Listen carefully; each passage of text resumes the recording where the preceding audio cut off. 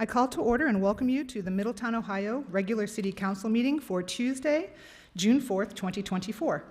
Please join me for a moment of meditation, followed by the Pledge of Allegiance to the American flag. You will hear 3 taps of the gavel when it is time to stand. Please join me in a moment of meditation now.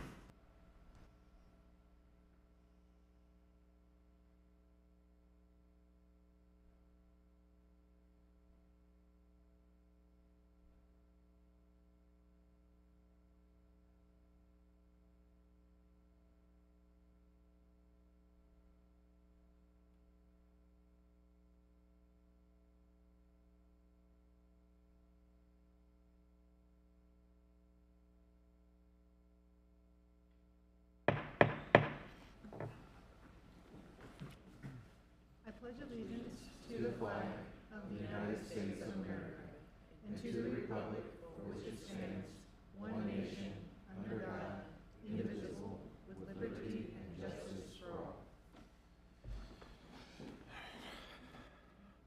Clerk of Council? Clerk of Council, Ms. Skank, please call the attendance roll. Sorry. Mr. Farrell. Here. Mrs. Carter. Here. Mr. West. Here. Mr. Horn.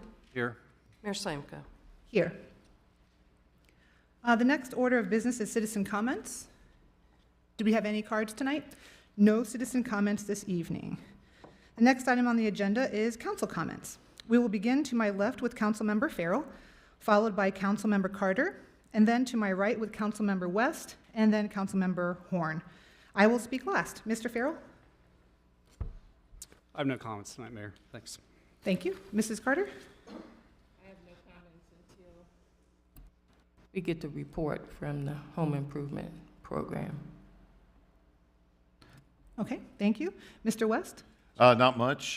Parade was awesome. It was good to see most of the community out there, if not everyone. And I'd like to thank Public Works for quickly remediating the water main issue on University. My son was not happy he had to go to school the next day. So. Thank you so much, Mr. West. Mr. Horn. Thank you, Mayor. Actually, I just want to share a pamphlet I found up in the building department because I had to pull an electrical permit, and it says Code Enforcement for a Cleaner Future. And it's a very nice color pamphlet here.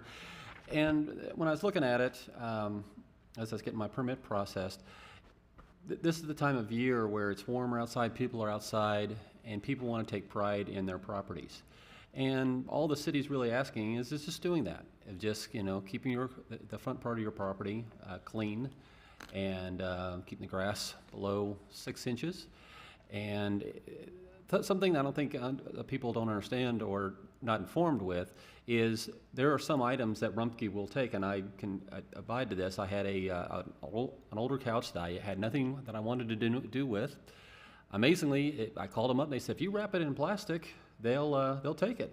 So I tested it, wrapped it in plastic, and me and my little dog watched one morning, and they actually took it. So at times we need to kind of educate ourselves by utilizing our website, or if you happen to be stopping by the city building. And I think it is important that we need to really take hold of making all of Middletown have that cleaner future, making Middletown beautiful.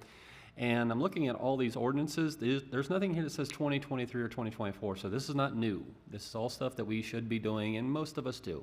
When I drive through the neighborhoods with my work, it's just some folks who maybe need to embrace it, or our code enforcement folks just need to give them a reminder on that they need to do this, or then other matters will be taken in place. Yield to you, Mayor. Thank you, Mr. Horn. I have several comments tonight. Just echoing what Councilmember West was saying about the Memorial Day Parade. It was wonderful. We were remembered and honored with a parade that began at 10 a.m. at Smith Park, traveled down Verity, went to Woodside Cemetery at 11:30 for a really beautiful and touching event. I'd like to thank Jerry Lewis, our Community Projects Coordinator, for all she did to ensure the event was a success, including singing on the spot when the other person wasn't able to.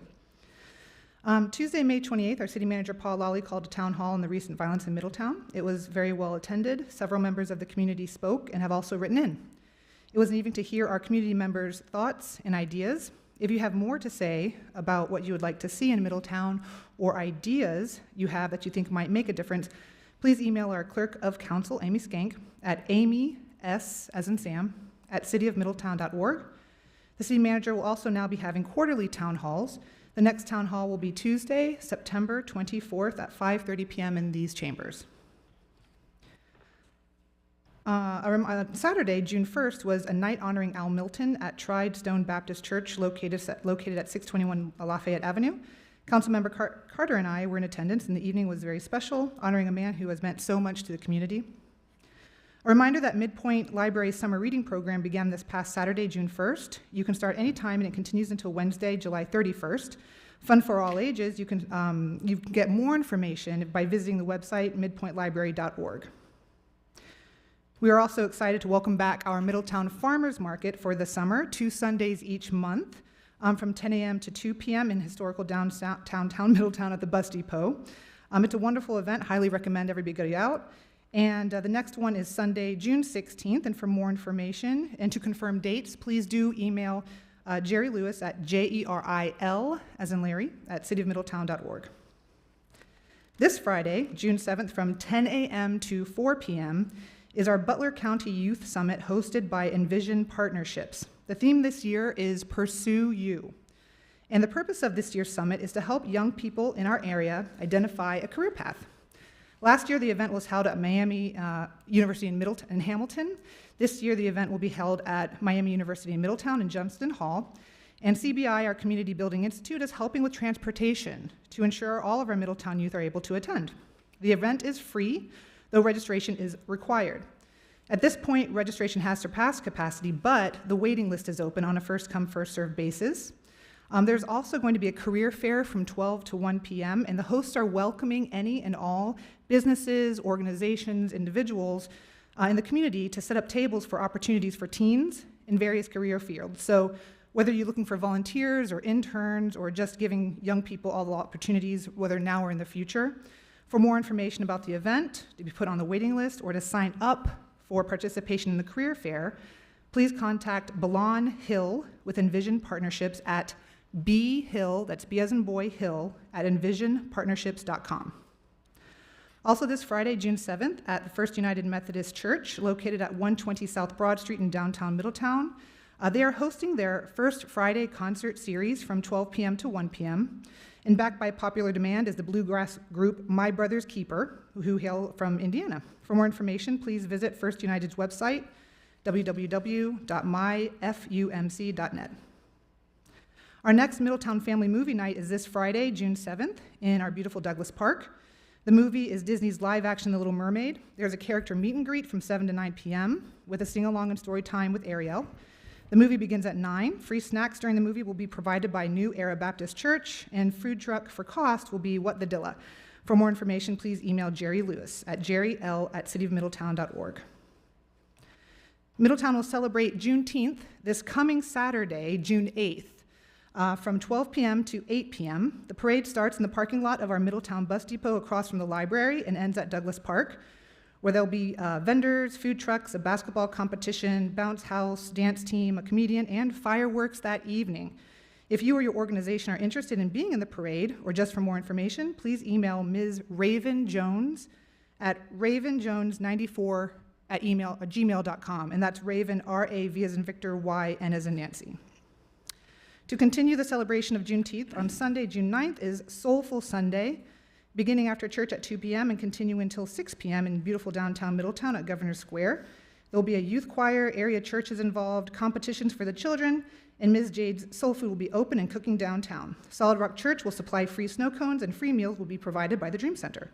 For more information, please email Ashley McGuire at amcguire specialties@gmail.com. The Middletown Planning Commission is having a public hearing on cannabis uses in Middletown next Wednesday, June 12th. If you would like to be present to speak on the topic, the meeting begins at 5:30 p.m. in these chambers. Residents will be able to contribute their thoughts on the different uses that could be possible for Middletown. These are cultivation, lab or scientific testing, medical and recreational dispensaries, and processing. Again, that date is June 12th at 5:30 p.m. in these chambers.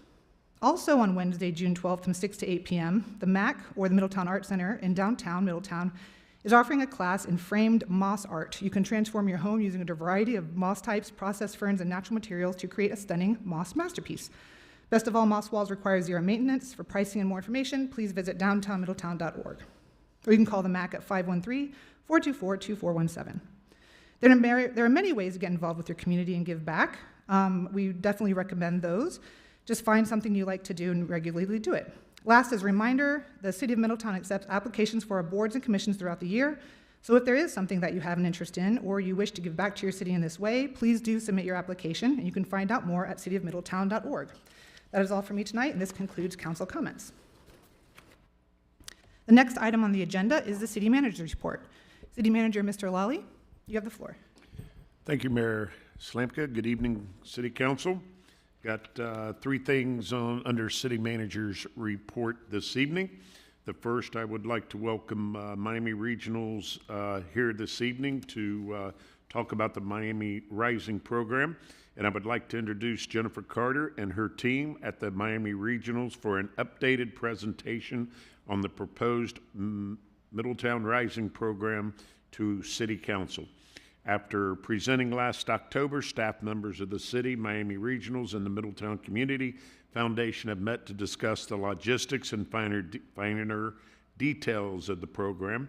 Their ask includes a $500,000 endowment to the program by the city and to join alongside earmarked funds contributed by the Middletown Community Foundation, Miami Regionals, and a crowdfunding campaign.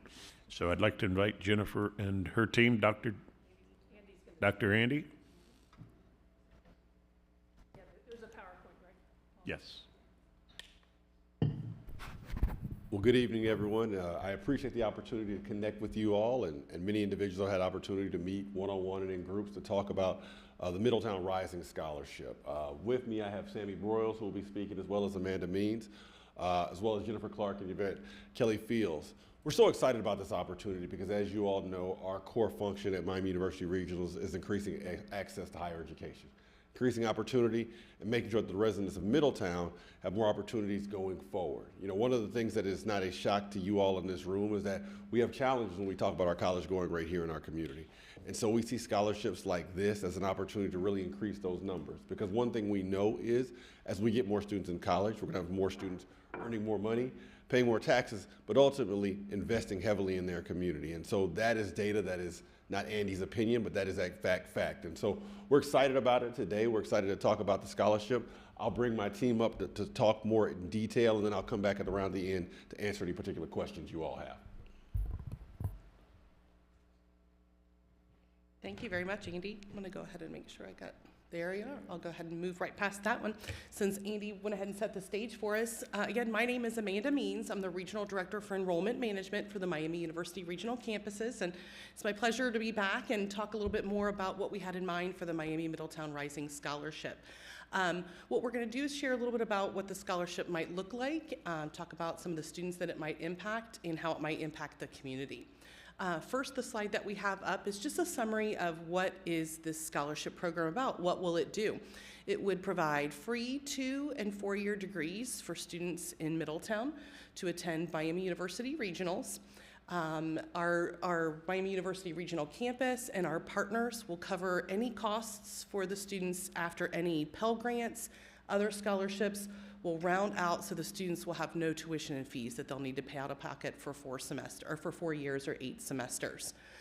It'll include students at our Middletown High School, Marshall High School, Middletown Christian, and Bishop Fenwick, so students that are there in those schools and students that live in the city of Middletown. And some of the big reasons why and the things that we can plan to see from a scholarship similar to this one is an increase in access. I'm sure you know as much as we do that the barriers around college going can start really early, where students might count themselves out and think that it might not be an option because of cost. It can increase student success, so once a student gets started, they have these funds and they know that their school is paid for, so it can keep them on the right track.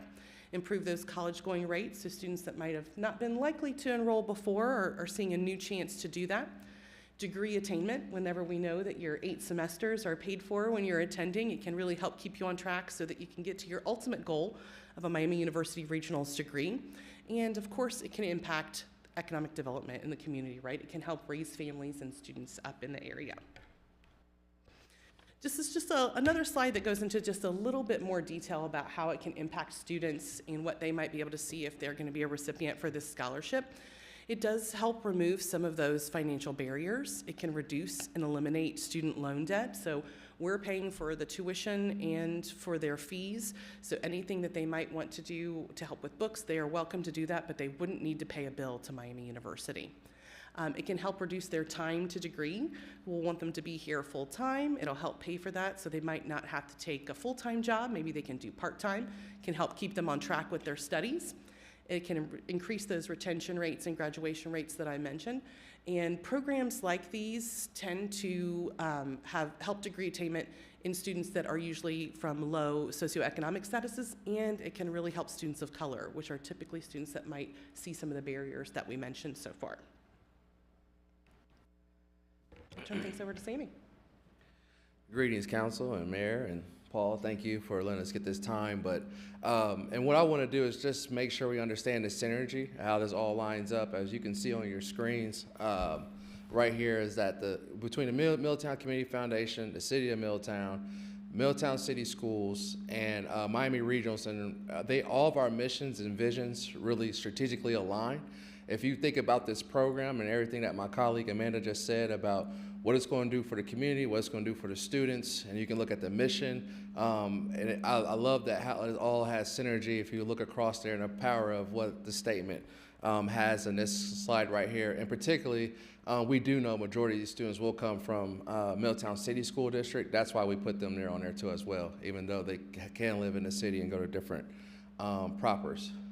Why is this program so important? It's because of the economic development and the impact it has. If you look at these stats, we can look at the average medium household income for Middletown, Hamilton. They're similar in size and income, and then also Westchester and Mason. Not saying that any of these cities are better than one or the other, but we're just looking at the financial well-being of the citizens in them and the data and also the per capita. And you can see the correlation with degree attainment on this slide as far as from 15.8% to 16%. And you're also going to see the 25,000 per capita, and then the correlation to as degree attainment goes up to a city like a Westchester or Mason, which is not too far from either one of these other two cities, the actual degree attainment and the median income almost triple per household, but then also doubles per se for the per capita. So we know that a average salary coming out of Miami University Regionals, our graduates, they're freshmen, not talking about our whole alumni base. Our freshmen, their first year out on average, we're making around $57,000 coming out. So that's beating the per capita income for a Mason, a Westchester, Hamilton, or Middletown. So that's what value, that proposition that's added to our students when they get this degree. And the importance of this economic development piece, and I kind of want to go through this wheel of basically healthy social capital. One of the things we know is that there's a lot of development happening here and with the business growth, and we know there's a big development that's going to happen over here on the East End. And with that, there's going to be more development happening around that because we know people like to invest where people are investing at.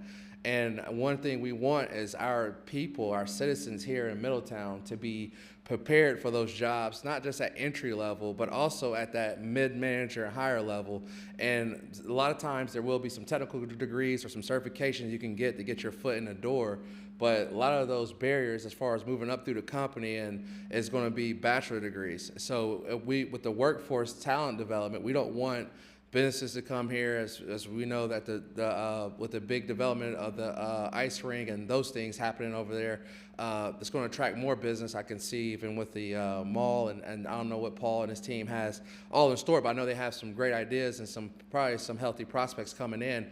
And we don't want them picking people from Dayton, Westchester, or Monroe to come in and take jobs in Middletown because of bachelor degrees, and then our citizens just get the ones that just get you entry level in the door. So we want to make sure that we have a pipeline. I think with this solution, this helps to make sure that we have a workforce ready pipeline, plus with the development that's happening with the Intel plant up in Columbus, and then also you have the Honda plant. A lot of those contracts mean that their suppliers can't be within a certain mile radius, and Middletown sets right in a good place to where those suppliers will have to relocate. So there's going to be jobs and opportunities coming that might not even be at the door yet because of just all this happening so fast, and the manufacturing, how it's ramping up here in Ohio. Economic growth, one thing we know is that with more income, it's more taxable income. So with our students, as they become citizens with a great property, great housing stock. Just had a family member that just bought a house out here and got a great deal. But taxable income, consumer spending, supporting local. That's what our students are going to do. That's what they tend to do more. Also, there'll be a rise in property value, as you know. More home ownership leads to higher property values. So less rentals, and some of those blank properties that we all get frustrated with some lords. You know, somebody that actually owns a house treat their property a lot better. So that's one of the things that we know in home ownership, and that can really increase. And when that increases, crime rates drop. And when I was sitting here, and Mayor, you mentioned the town hall that Paul just held, one of the things we were sitting here for is because of the crime. And a lot of these individuals that we know are making these decisions are probably not college graduates, or probably didn't really have that opportunity for them, or didn't see a way for them to get there. And I believe, as like many of the citizens said, I know Sheriff Jones mentioned, also Commissioner Don has said, we got to start early. We got to start with prevention.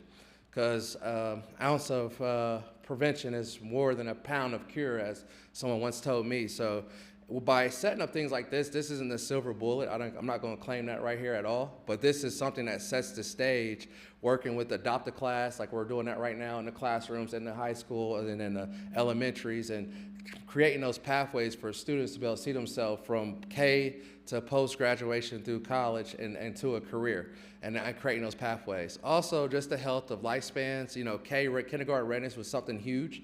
So college graduates, you can always see, and you can look up the stats yourself, that their kids are coming in way more kindergarten ready than typically parents who don't, just because of the literacy rates, because of the word and the vocabulary they're using in the household day to day. They're practicing numbers and practicing colors and getting their kids ready. And if a kid comes in behind in kindergarten, then it already sets them up for failure as far as going toward graduation just of high school.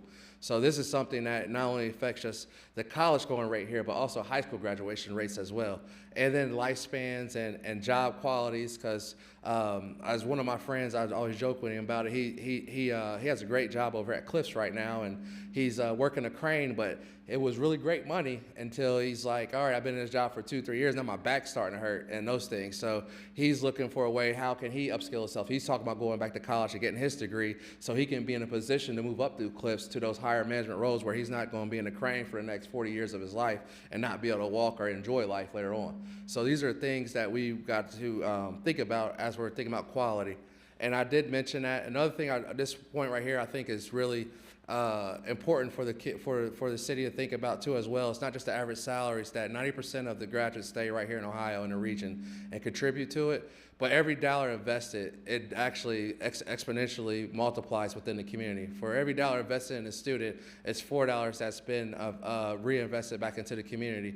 For every dollar that's invested, that's $5.9 in taxpayer revenue that's been given back because our students are going back working in communities and staying there. And then society as a whole, avoiding, you know, kids going to the penitentiary, avoiding kids going to all these drug addiction rehab programs and all these different things. It saves society at $6.46 based on a study. At that link, you guys can look at it later on and see it. So it's a like I said, an ounce of prevention is worth a pound of cure.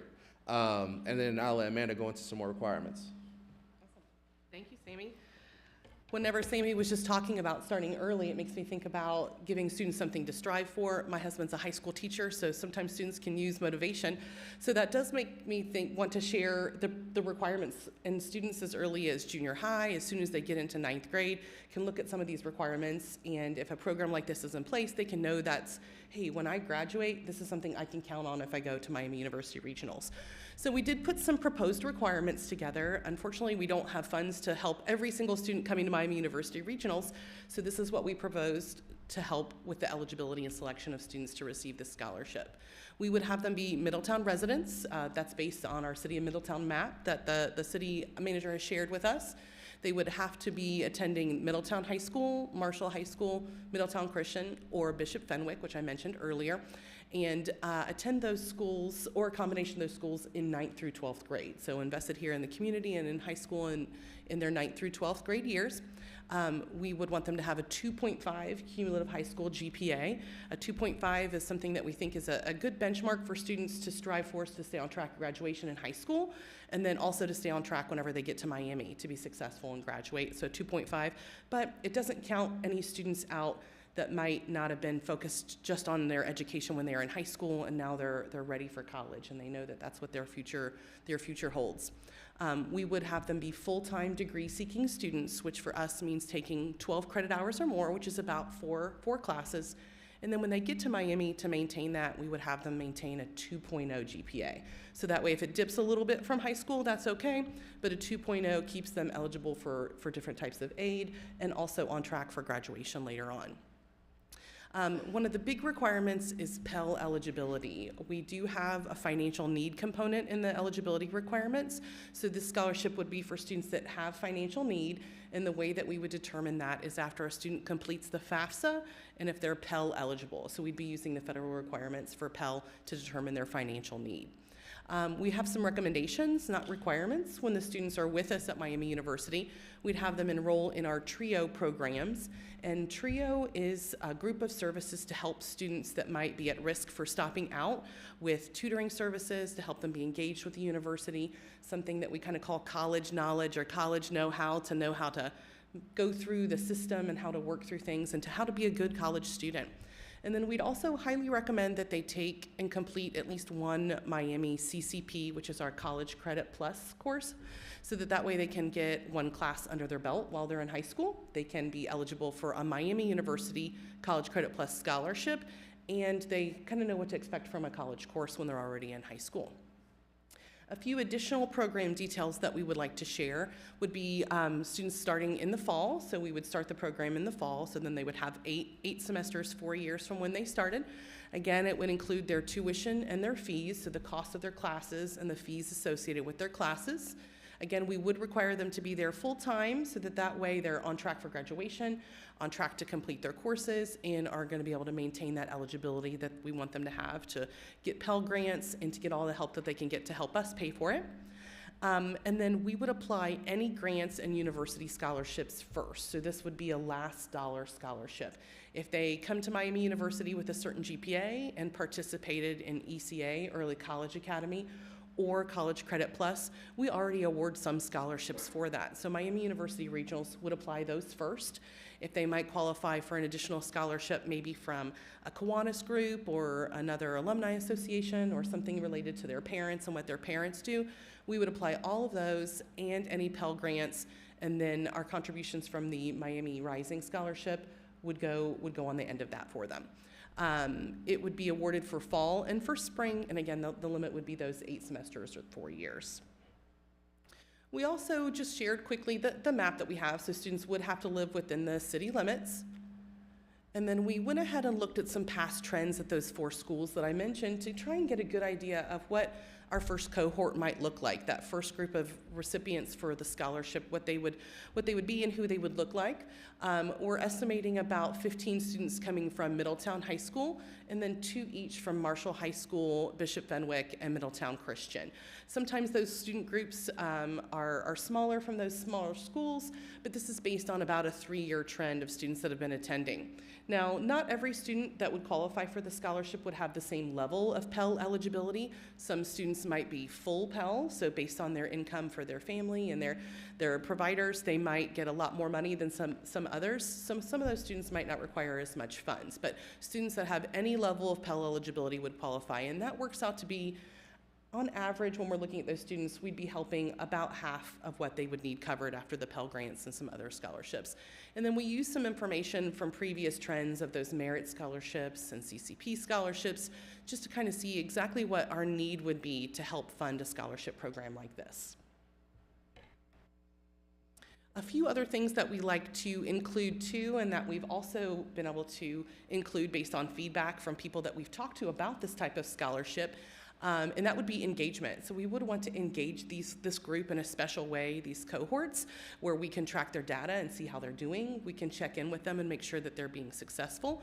Again, refer them to those support services that I mentioned. We don't want to just get them in the door and hand them the scholarship. We want to make sure they're going to be successful and they have the support they need, which might include our tutoring services, making sure they have advising, early career planning so that they're on track with the right degree program to help get them through their degree, and then also celebrate them. So have an award ceremony, welcome them here if you'd be up for that so that they can get to know the council members and people that have supported them, and then have a graduation event. One thing that was really fun at our most recent graduation event is meeting with all those grads and taking pictures with them. So we would definitely want to pull those groups together whenever they've been successful at the end of those 4 years and honor them and take their picture.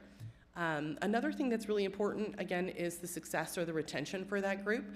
So we would definitely collaborate with our partners on ways to make sure that they're going to stay in the area after they have completed their program at Middletown. They're hopefully pretty invested, but there's a lot of opportunities that we'd like to consider and help and collaborate on.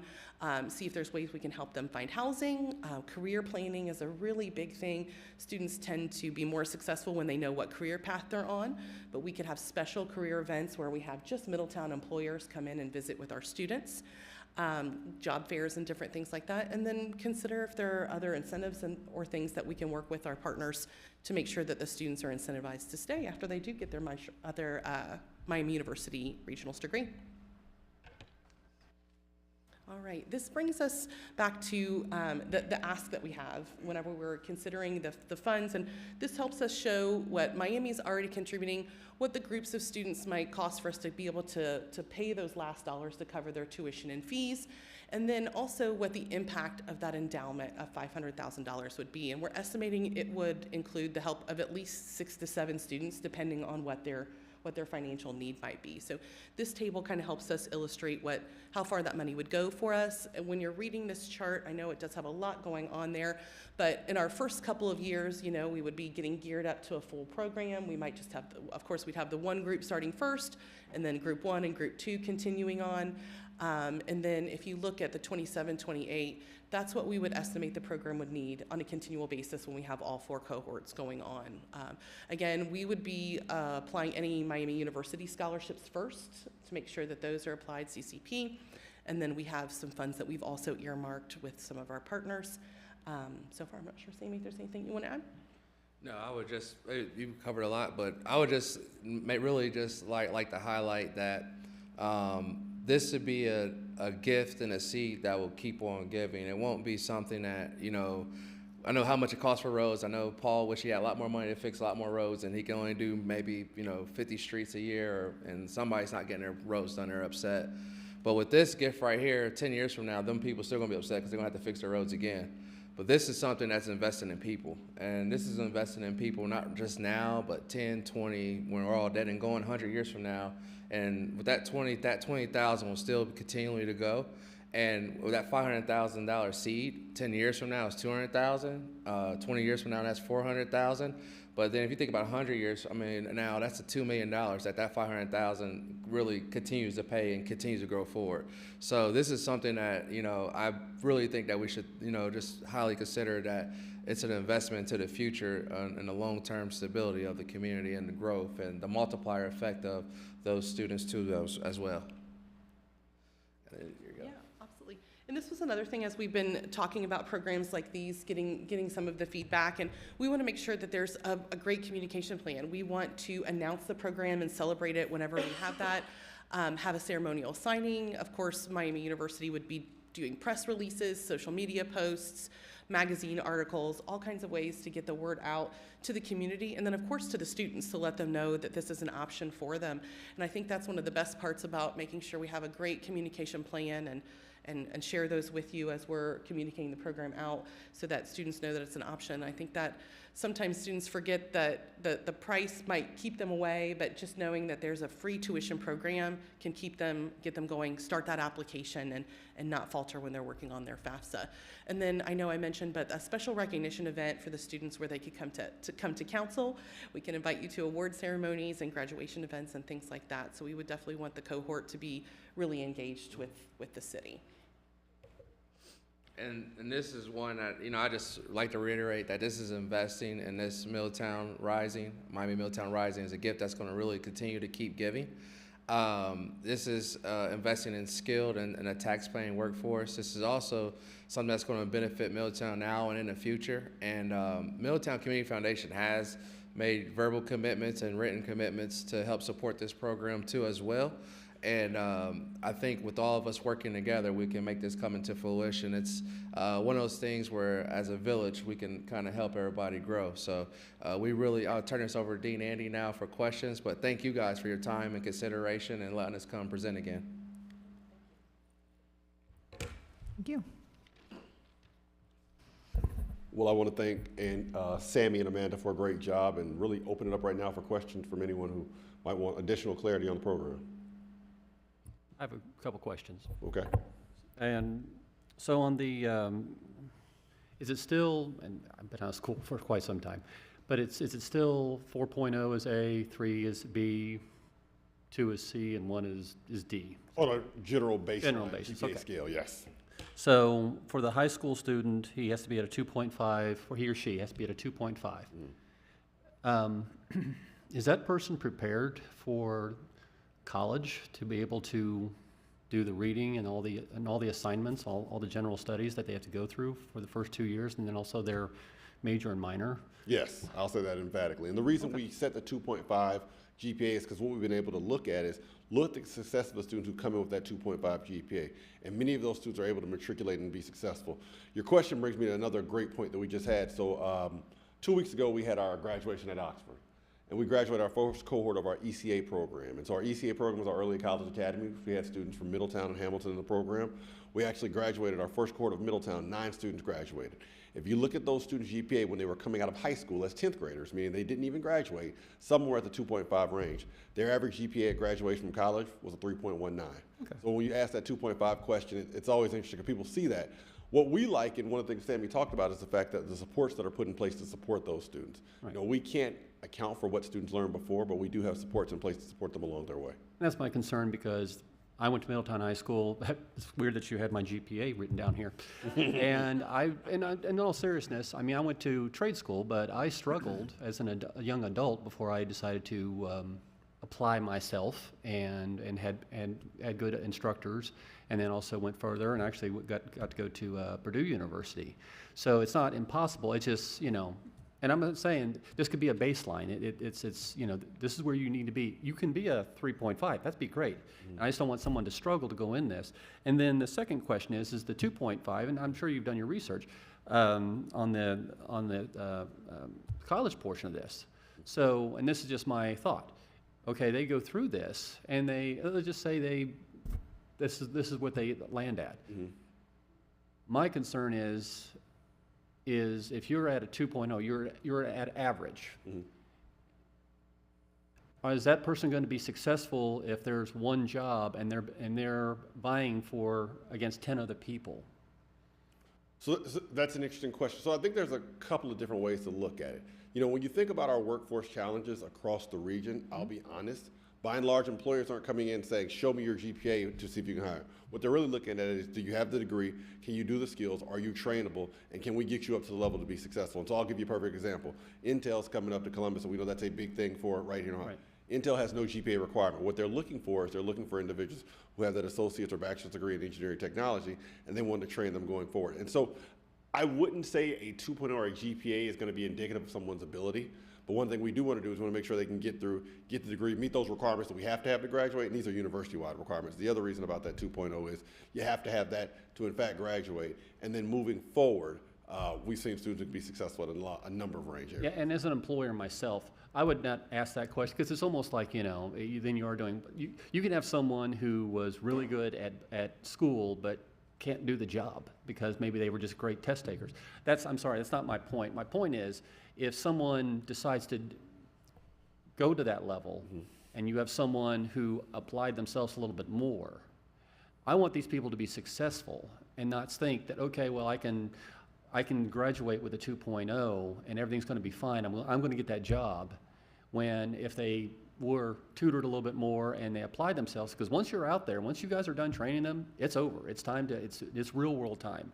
And your employer has that expectation of, okay, they have this degree, they have this discipline. Yes, I'm going to have to train them because they're brand new. So that's just, it's not the number so much, it's the thought that this is average. And I just don't want someone to come out thinking, okay, I got my degree and I'm going to instantly get a job. When you have, if you pick a discipline that at the beginning of the 4 years, there was 1,000 jobs, but 4 years later, when everyone else graduated, now there's only 100 jobs, and you're one of 200 that are applying for it. So I'm sorry if I made confusion with that. It's not the number I'm concerned with. It's the, okay, baseline of what their expectation is when they do graduate. And it sounds like you are guiding them and mentoring them and helping them through this, saying, look, don't go below this. You can exceed this preferably, just so you get all that knowledge in your head, so when you're about to go out in the real world, you got it and it's yours. Definitely. I would just add one thing. You know, we're talking about the academic side, but the experience for any student at Miami Regional is going to be holistic. And so we're going to have the career advising piece of it. We're going to have the student support. So we've put this up here to give a baseline threshold of this is the baseline to be in the program and maintain the program. But throughout the program, all of our students are going to be exposed to a number of different supports that prepare them for those questions you're having. So they understand about specific industries. They understand the expectation when they're going out into the workforce. And so a GPA is just one metric or one data point to capture, and we hope holistically they're going to be prepared to do a lot more things than just that the GPA might be indicative of. And there'd be alerts in place. If a student averages a 2.0, academic advising would be interacting with them, making sure at midterm grades. So if they're on track to stay at a 2.0, there's a lot of things we do engagement-wise and with academic advising. Would you mind speaking to the microphone? I'm sorry. Thank you. And we won't promote anybody to be average. I want to be clear on that too as well. I mean, we're pushing folks to exceed. You know, the big thing about this, and I think Sammy said it, is this is an investment in students. We've got a number of students who see themselves as average. If I'm being completely candid, we have individuals in our own community telling students they aren't college material. And we know that to be false. We know that we just had our graduation. Our commencement speaker was Randy Allman. He's the CEO of Butler Behavioral Health. He was a student who in high school, he said, had lower than a 2.0 and also didn't have guidance to think he could be successful. So really we see this as not only opportunity, but opportunity and support, because when you can bridge the two together, we think the opportunities are going to be limitless. Right, and that's just my point with the high school level and then also coming out of college. There's a lot of pressure. And when you say, okay, I just went through high school and I'm at the baseline, great, I'm now going to go to college. And college level versus high school level is different. And that's why mentoring these young folks and making sure that they understand this is not high school anymore. There's higher expectations because it's college. And you might be the first person in your family to do this, so then you've got that pressure on you. I just want to make sure that the guidance and the mentoring is there to help these folks for the 2 or 4 years and know that, you know, when they leave, they have that Miami University certificate and that they have every opportunity to get what they deserve for what they work for. Go ahead. Yeah, so the other thing I would like to add, just to make sure you're here, is that we have career services. So we don't stop just as a graduate. Once you're you're alum forever. So we have wraparound services even for our alumni. So say I'm out there in the job market, I'm having a tough time, and maybe I need to brush up my resume, or I might need to know about some companies that have some openings in the field that, you know, I want to go work in. We have a career services department that doesn't just work with the undergraduates, but they also work with our graduate students as well. So I've seen people come to them and say, hey, we have a student that graduated with a marketing degree or photography, something unique. And I'm like, well, I don't know, but I'll reach out to career services. And we've been able to connect students that are grads with jobs and posts outside of college. They're not on their own. It's not like, hey, I graduated, I'm on my own. That's the only thing I want to add. Okay, thank you. Definitely. Well, and additionally, I think, and correct me if I'm wrong, but when I went to Miami, there are some majors that you have to have higher than a 2.0. Yep, so there are thresholds. There are majors where the entry requirements are going to be higher than a 2.0 and the maintaining GPA are going to be higher as well. And so that will be something that will be taken into account. Yep. So we wouldn't lower any programmatic requirements, but good point. Any additional questions? If I can just comment on, I think your points are great. So when Dean, I'm always jealous of your wardrobe, by the way. I always like your suits. So for me, what this program kind of does is I think back to high school, and I had multiple friends that they went to Miami for one semester. And they're like, I really don't know what I want to do. You know, I have a decent GPA, but I don't want to continue to spend money to stay in here. And to be honest with you, I look at where they're at now and what maybe their potential would have been. And if they could have went to school for free to just kind of maybe spent one more year in it to kind of figure out where they could be, I think they would have stayed. So I don't necessarily, obviously we want the most potential we can have, but I think what this program potentially does is it sort of targets the people that are on the line and gives them a little bit of incentive to go in and be a long-term skilled worker and maybe a little bit more productive member of society. And on top of that, I look at, I think I read this article about a year ago, but 1.1% of the male population, which is the largest in the workforce in the United States, has gone away. They're driving Uber, they're doing, side gigs, whatever, right?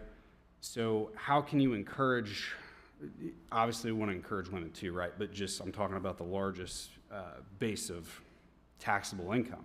So how do we encourage those people to not go and drive Uber, Lyft, Uber Eats, whatever, and stay in and spend another year and try to get them into the workforce? So that's kind of what I see, which is a little bit different of an angle than I think if we had a 2-hour presentation, right, that's something you can pitch. But Well, I think actually how you're describing it really, you're talking about removing barriers. We know that financial becomes a barrier, even if you're successful or not successful. And so what we're trying to do is essentially, we want to remove that barrier. So any student that wants to do it, wants to take advantage of it, doesn't have to make the decision between, let me go out and take this particular job versus continue on my education, or do it simultaneously. And so that's the big crux of what we're doing is we've seen financial being a barrier, especially in our community. When you look at the number of our students who would be Pell eligible, who would be eligible for a program like this, we know that oftentimes they're having that conversation, can I make that investment? And so what we want to do is, we want to make that investment for them, so all they have to do is the hard work. Thank you. I had a question about retention. Retention Okay, yes. in Middletown specifically. I know there was a conversation about after graduation. In the presentation, it looks like there is a recommendation that they do stay in Middletown, but that's important to me, to have the graduates stay here. Is there any stipulation as part of the program to live and work in Middletown afterwards? So, we as a university can't stipulate that you live and work in a certain place after graduation. But part of the reason we've come to you all and part of the reason we work with the Community Foundation is we want to holistically come together and say, how do we create this program to serve most students and really promote the upward social mobility and economic mobility of our community? And so the things that we laid out as recommendations when we think about housing, when we think about jobs, I'll be honest, and I'm in front of the city council, I wouldn't tell someone if there's not an opportunity for them there to have to stay in this community to work there. Now, they could live in the community, and I think that's a big plus. And so I think there's creative ways that we can all partner to support that efforts. But we can't make that stipulation, but naturally working with you all, working with the Community Foundation, we'd love that to be parameters of the program to really support an investment in Middletown. I think, one of the biggest ways retention is, I hire a lot of people. I'm in the defense market, and we have to at least have a bachelor's degree. So, I'll hire any degree. Basically, I don't really look at GPAs because I was terrible at GPAs.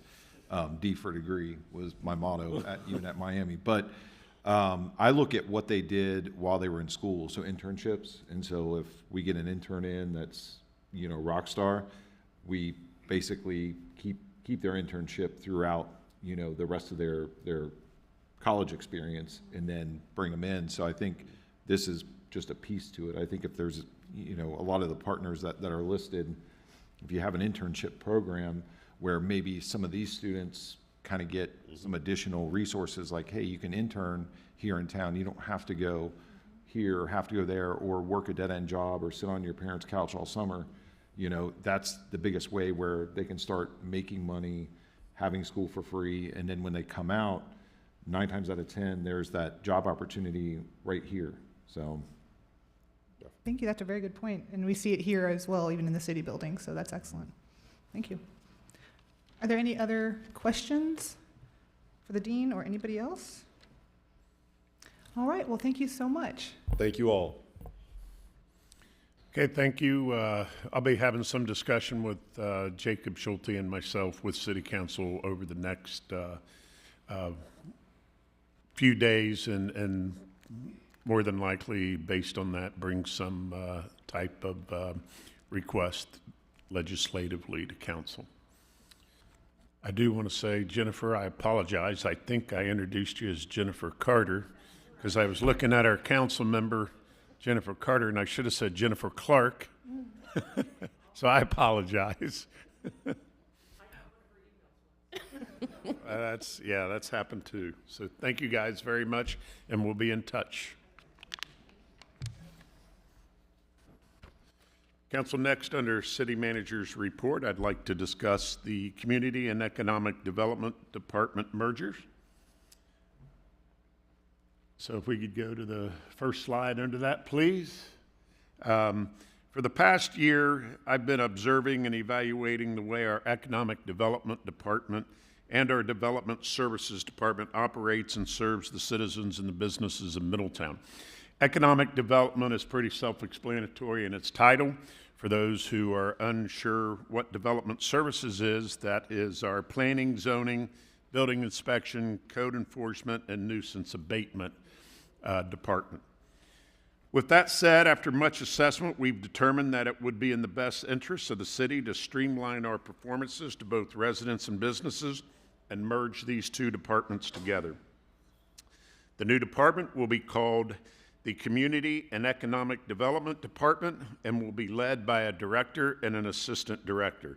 Both of these positions are already accounted for in our budget and for the organizational makeup of each department.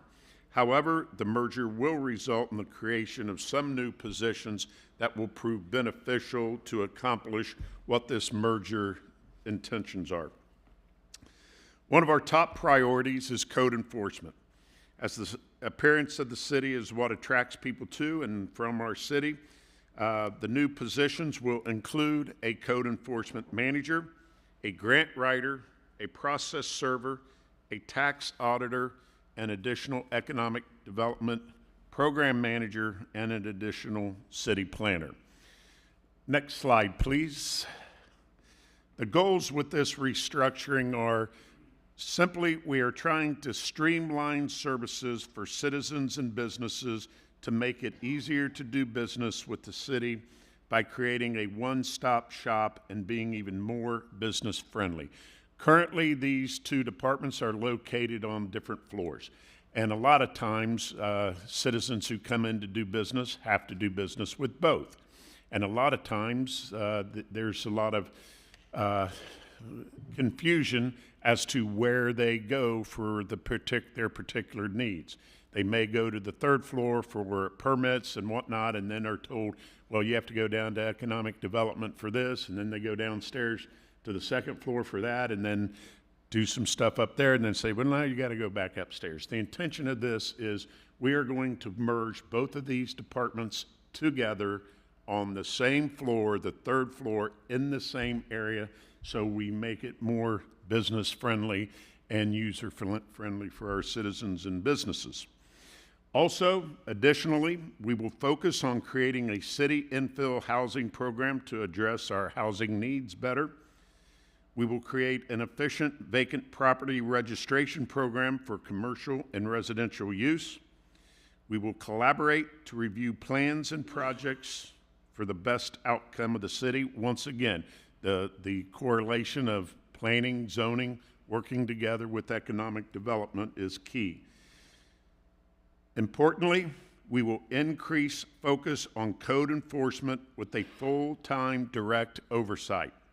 The code enforcement manager will be focused on making an immediate impact and be present in the field with inspectors essentially acting as a sixth code specialist.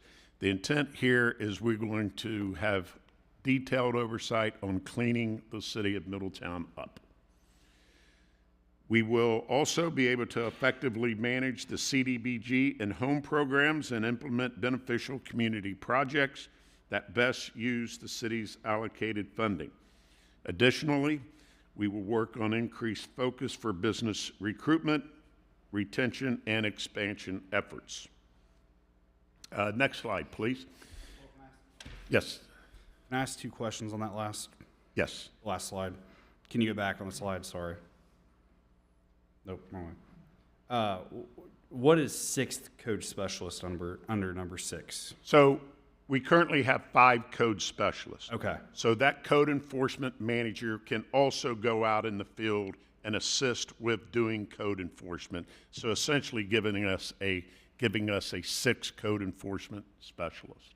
Okay, and I assume you're gonna tell us that we have 5 already, that kind of thing, coming up next, is my guess. Yes, that'll be in the organizational.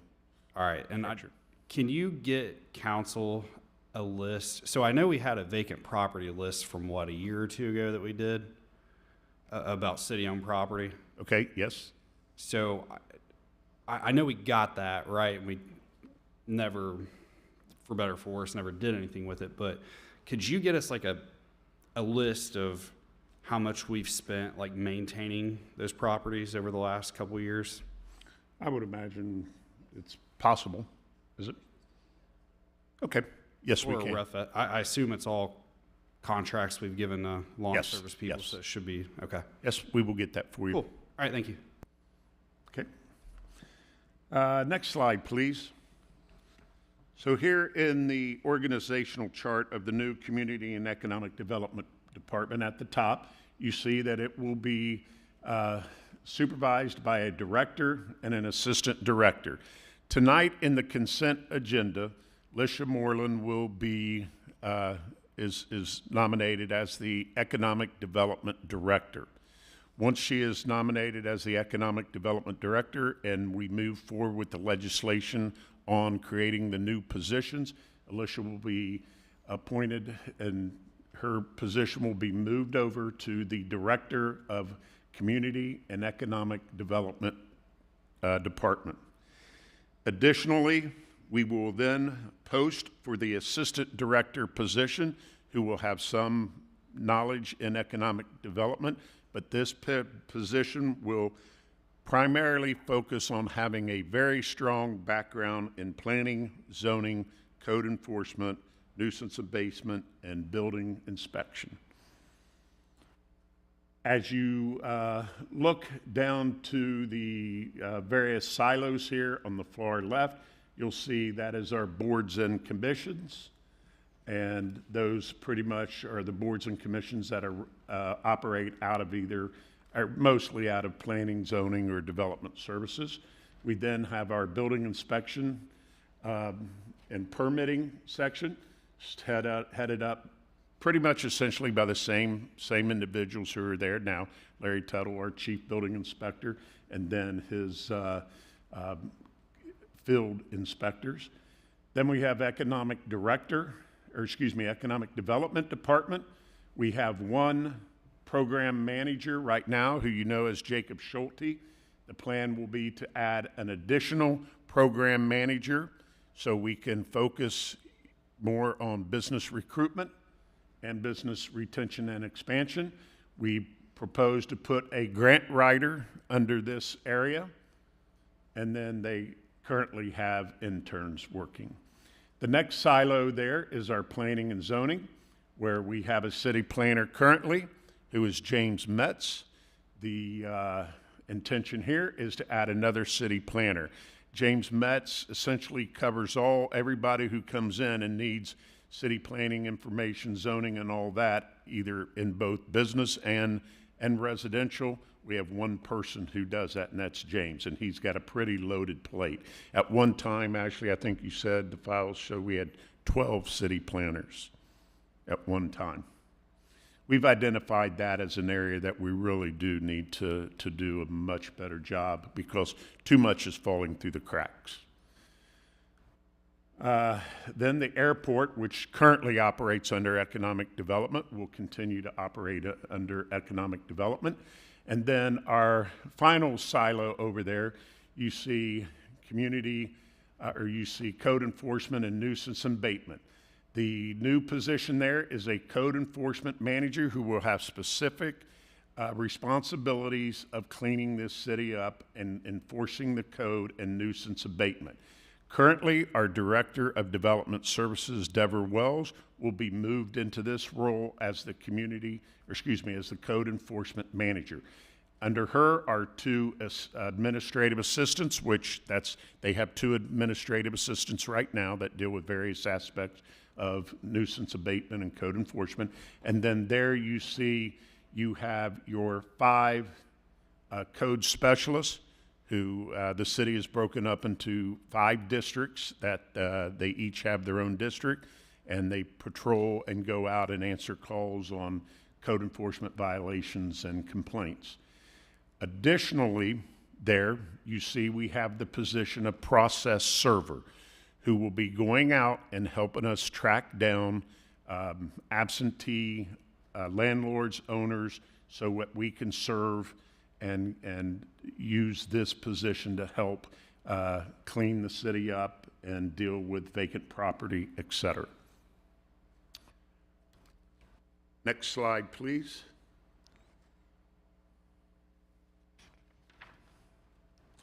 And then all other staff that are presently here now in both departments fit into the model in their current positions. There's legislation before you this evening as a first reading that creates the positions in the pay and benefit ordinance. And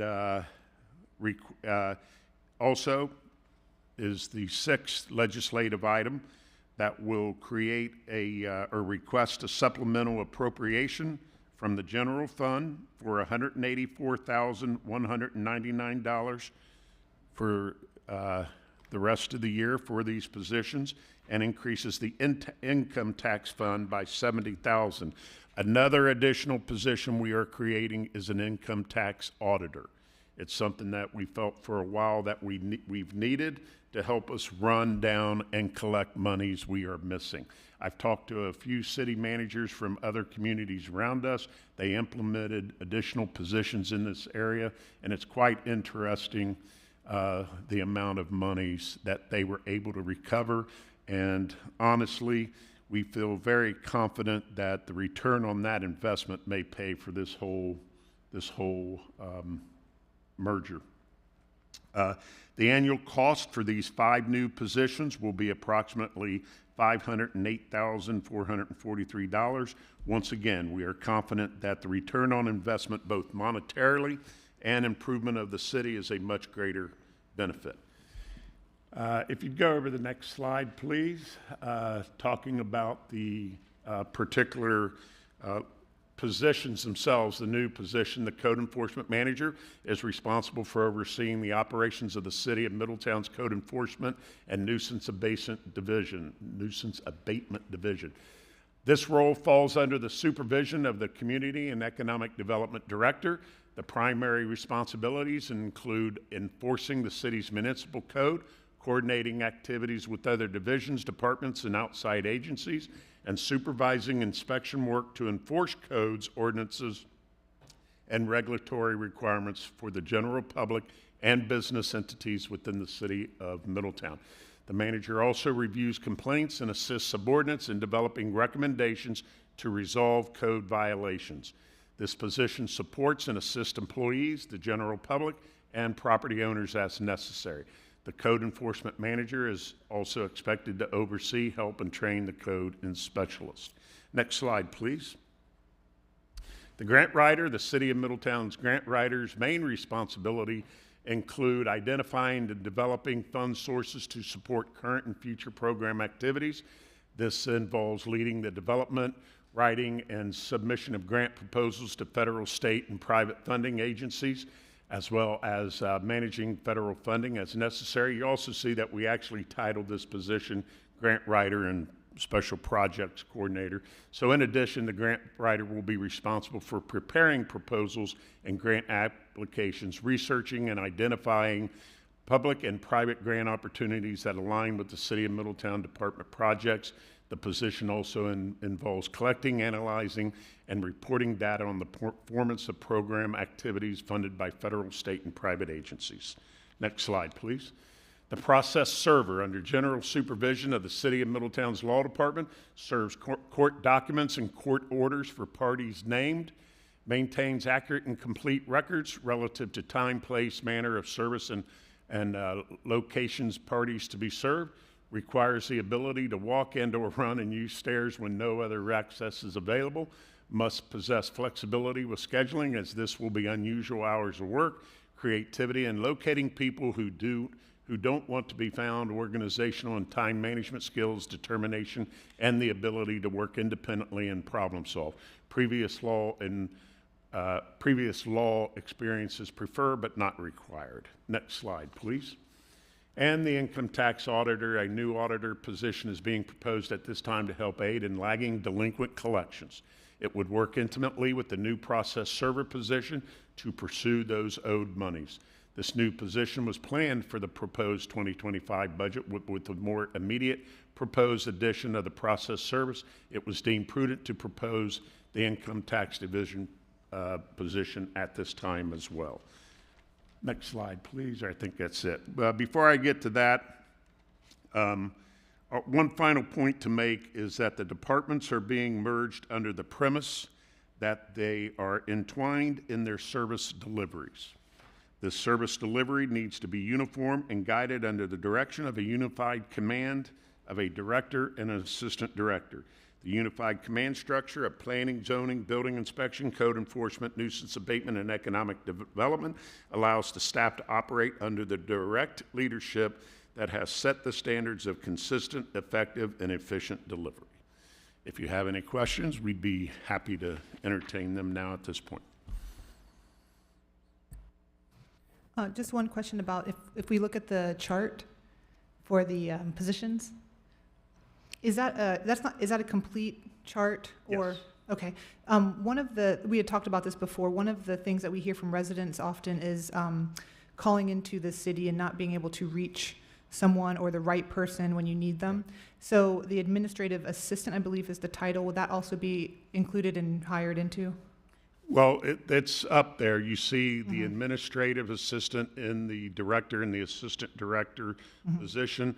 That is where our previous person who retired a couple months ago would be. And then you have another 2 administrative assistants under the code enforcement and nuisance abatement area. So the administrative assistant will be looking for one, and that'll be overseeing the entire department, the one at the top. It will essentially not overseeing the department, but working under the direction of the director and the assistant director and what is needed in each of the individual silos there, with the exception of code enforcement and nuisance abatement, because they have 2 administrative assistants in that area. Right. I guess as far as fielding phone calls when people are calling into the city business. That's one thing we are looking into, to doing a better job citywide, and our ability to take in calls and get them directed in the right direction, whether it be economic development, development services, water billing, finance, health department, HR. We are looking into how to streamline that even better. I can see how this would help with that. But this is going to help tremendously in terms of getting in information who people need, both departments, economic development and development services, and get them the answer with one stop, one phone call, or one visit, if possible, to the department. Thank you. So, as far as code enforcement, so essentially, so I see more jobs added, right? But what are we going to do different to actually enforce? Because we only used to have a couple. You will have a code enforcement manager who does nothing but oversees code enforcement and nuisance abatement, where before the director of development services oversaw those 5 specialists while they had all the other job responsibilities to do, such as planning and zoning, building inspection, the boards and commissions. Sure, I understand that. I guess my question is, what will actually change? I think what will actually change is you'll see better oversight, so you'll start seeing code enforcement violations be dealt with more immediately, and nuisance abatement being handled more immediately, not only with that position, but with the process server, where people who were not able to find readily because these 5 code specialists aren't they got a full plate and they're essentially not trained and really able to chase people down. Okay, I guess. So I would like to see, maybe I'm being overbearing, but I would like to see some type of plan on, I understand we're putting somebody full-time in charge of it, but, I mean, technically we do have. That's one of the things that we've had the discussion with the director, and we will have and you'll have the assistant director there who also will have strong knowledge in that area, and we will expect them and the code enforcement manager to have a plan developed of how we're going to enforce code and nuisance abatement better than we have done in the past. How long do you think until we have a plan for that? Oh, we'll have a plan by the end of August, if not sooner. And I think we'll see a big difference by the end of this year. So, okay. I guess I'm just, so we talked about this basically end of April. And if we need until August to get a plan. Well, also understand, we're going to be working on a plan between now and then. But once again, by the time this comes to fruition, this is not an emergency reading, so you'll have the reading at the next council meeting, so it doesn't take effect for 30 days. So already right there, we're at the end of July. Okay. Mid to the end of July. So, but once again, we will be working on that plan. You're just asking us to hire positions though without a plan for them. That's my problem here. Like, I've not seen any plan. Yeah. I thought I was getting a plan. I'm not trying to. I understand what you're saying, but we will have a plan in place After the hiring, after the approval of this though. That's sort of my. Well, I mean, I hope that, once again, I hope to have the plan there in place by August. I think that's fair to ask for the plan. I would also be interested in seeing it to see what is different going forward, what we can expect, what the goals and outcomes are that we're looking for, what's different from before, and maybe also presenting it to council so we can see it. How soon The could we see goals that? out there will be that you have direct oversight now by one person who will be out in the field with these code enforcement specialists, going from their district, each district, and essentially oversight, making sure they are hitting all the code violations that they should see and they should be enforcing. And also not necessarily doing it from an aspect of enforcement, but also getting voluntary compliance that is long-term. And that will be part of a long-range plan also. Because whenever you can get voluntary compliance, you're better off than having to spend a lot of time going down the path of enforcement through the courts and fines. Would it be fair to ask for maybe expectations, like things that are expected to change by the next meeting? When Oh, absolutely, absolutely. That way we can have something we can have a list of that stuff for you. to go on? Would that be helpful? I guess what I'm looking for, and I appreciate you saying that, Mayor, is what are we actually going to change? What's going to change is we're I going to understand find we're gonna hire people who are violating the code, and we are going to force them to change. Okay. We're going to be Are able we to going do to it. change our policies with that? If we we go have harder on policies these that people? need changed, we'll change those policies. Okay. How do we know if, like, I mean, I guess it's all in the, I just, I mean, what we would like, if you have some specific policies that you think we need to change, Sure. please email us and we'll look at those to see if we're able to implement those. okay. Could we see, send us the policies now that we're working with? And I guess the assumption, right, put out is that we will be enforcing those really well now because we're going to have this oversight. So we'll be able to see what the policies are now, before the next meeting, and then see the list of expectations that we see, as probably changing by enforcing, and that'll give us a better idea.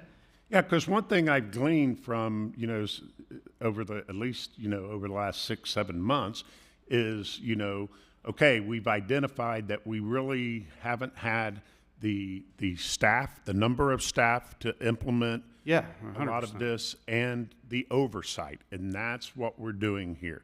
Okay. You'll essentially have an assistant director and a code enforcement manager who can actually pay a lot more attention to the work going on out in the field than we have now, which will then correlate to cleaning the city of Middletown up. Right, but I guess it's also a discussion among staff and council of how seriously are we going to go after these property owners that aren't keeping their properties up, right? It's not just as simple as this, Yeah, but I think with the process server and the code enforcement manager and the assistant director, very seriously. okay, but that's a phrase though, that's not specifics, like that's what I'm looking for, so. Give us time, and I think you'll see a big difference by the end of this year.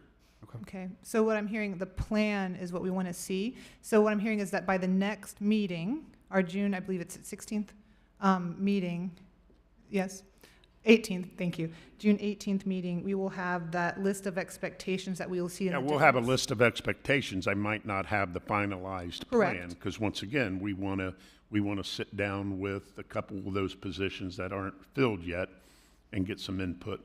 And we will also, you will send us what the policies are right now, so we can start looking at Sure, I what we might mean, want to change. you want the Middletown code, or what? would we- Specifics. If you want to send the code, that'd be great. I don't think I'm looking for necessarily that. I want to, okay, some communities, I've read this over the years, right? Some communities are a little bit more lackadaisical on these things, and some communities really attack it to the point of where, rental homeowners, for example, get very upset. Are we going to be a city that wants to go after those people? Are we going to be more lackadaisical? No. I don't think there's a right or wrong answer, right? But I think it's a bigger discussion than just bullet points. I think it's a, what is city staff's and council's, appetite for really finally trying to solve this issue that's been here for all these years. Yeah. Does that make sense? Yeah, I understand what you're saying, and I think that's one thing Middletown needs to be prepared for, because that's one thing staff has heard from council over the last year or so. Mm-hmm. We need to be more enforcing of our current codes. I'm also curious, will this also include vacant property legislation as well as part of, it will? Okay. I'm sorry, Will this also include the vacant property legislation as well, as far as, not for the next meeting, no.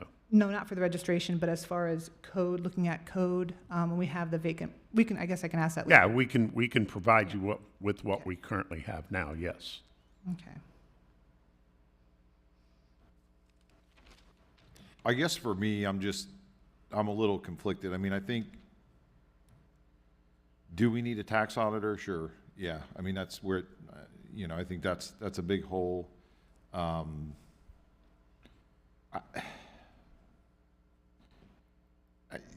Again, I mean, we're always asked to invest in additional staff, raises, all those things. I mean, that's great, but I look at it as a whole, and where I have a problem is I've lived here 19 years, and I can say, and I've worked from home for 10 of those years. In the last 10 years, there's still the same caved-in roofs, broken windows, the same streets that constantly have litter on them.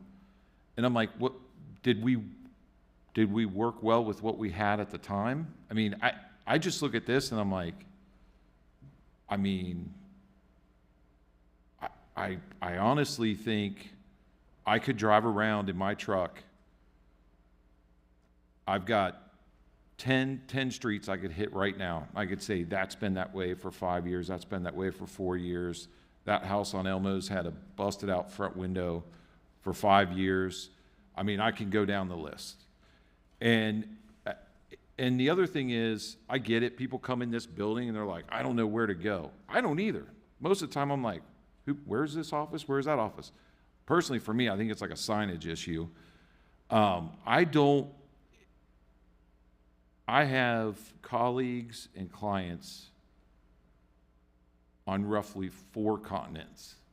And so I don't think you necessarily, like, physically putting people together solves, it's like the end all be all. Like, it's not.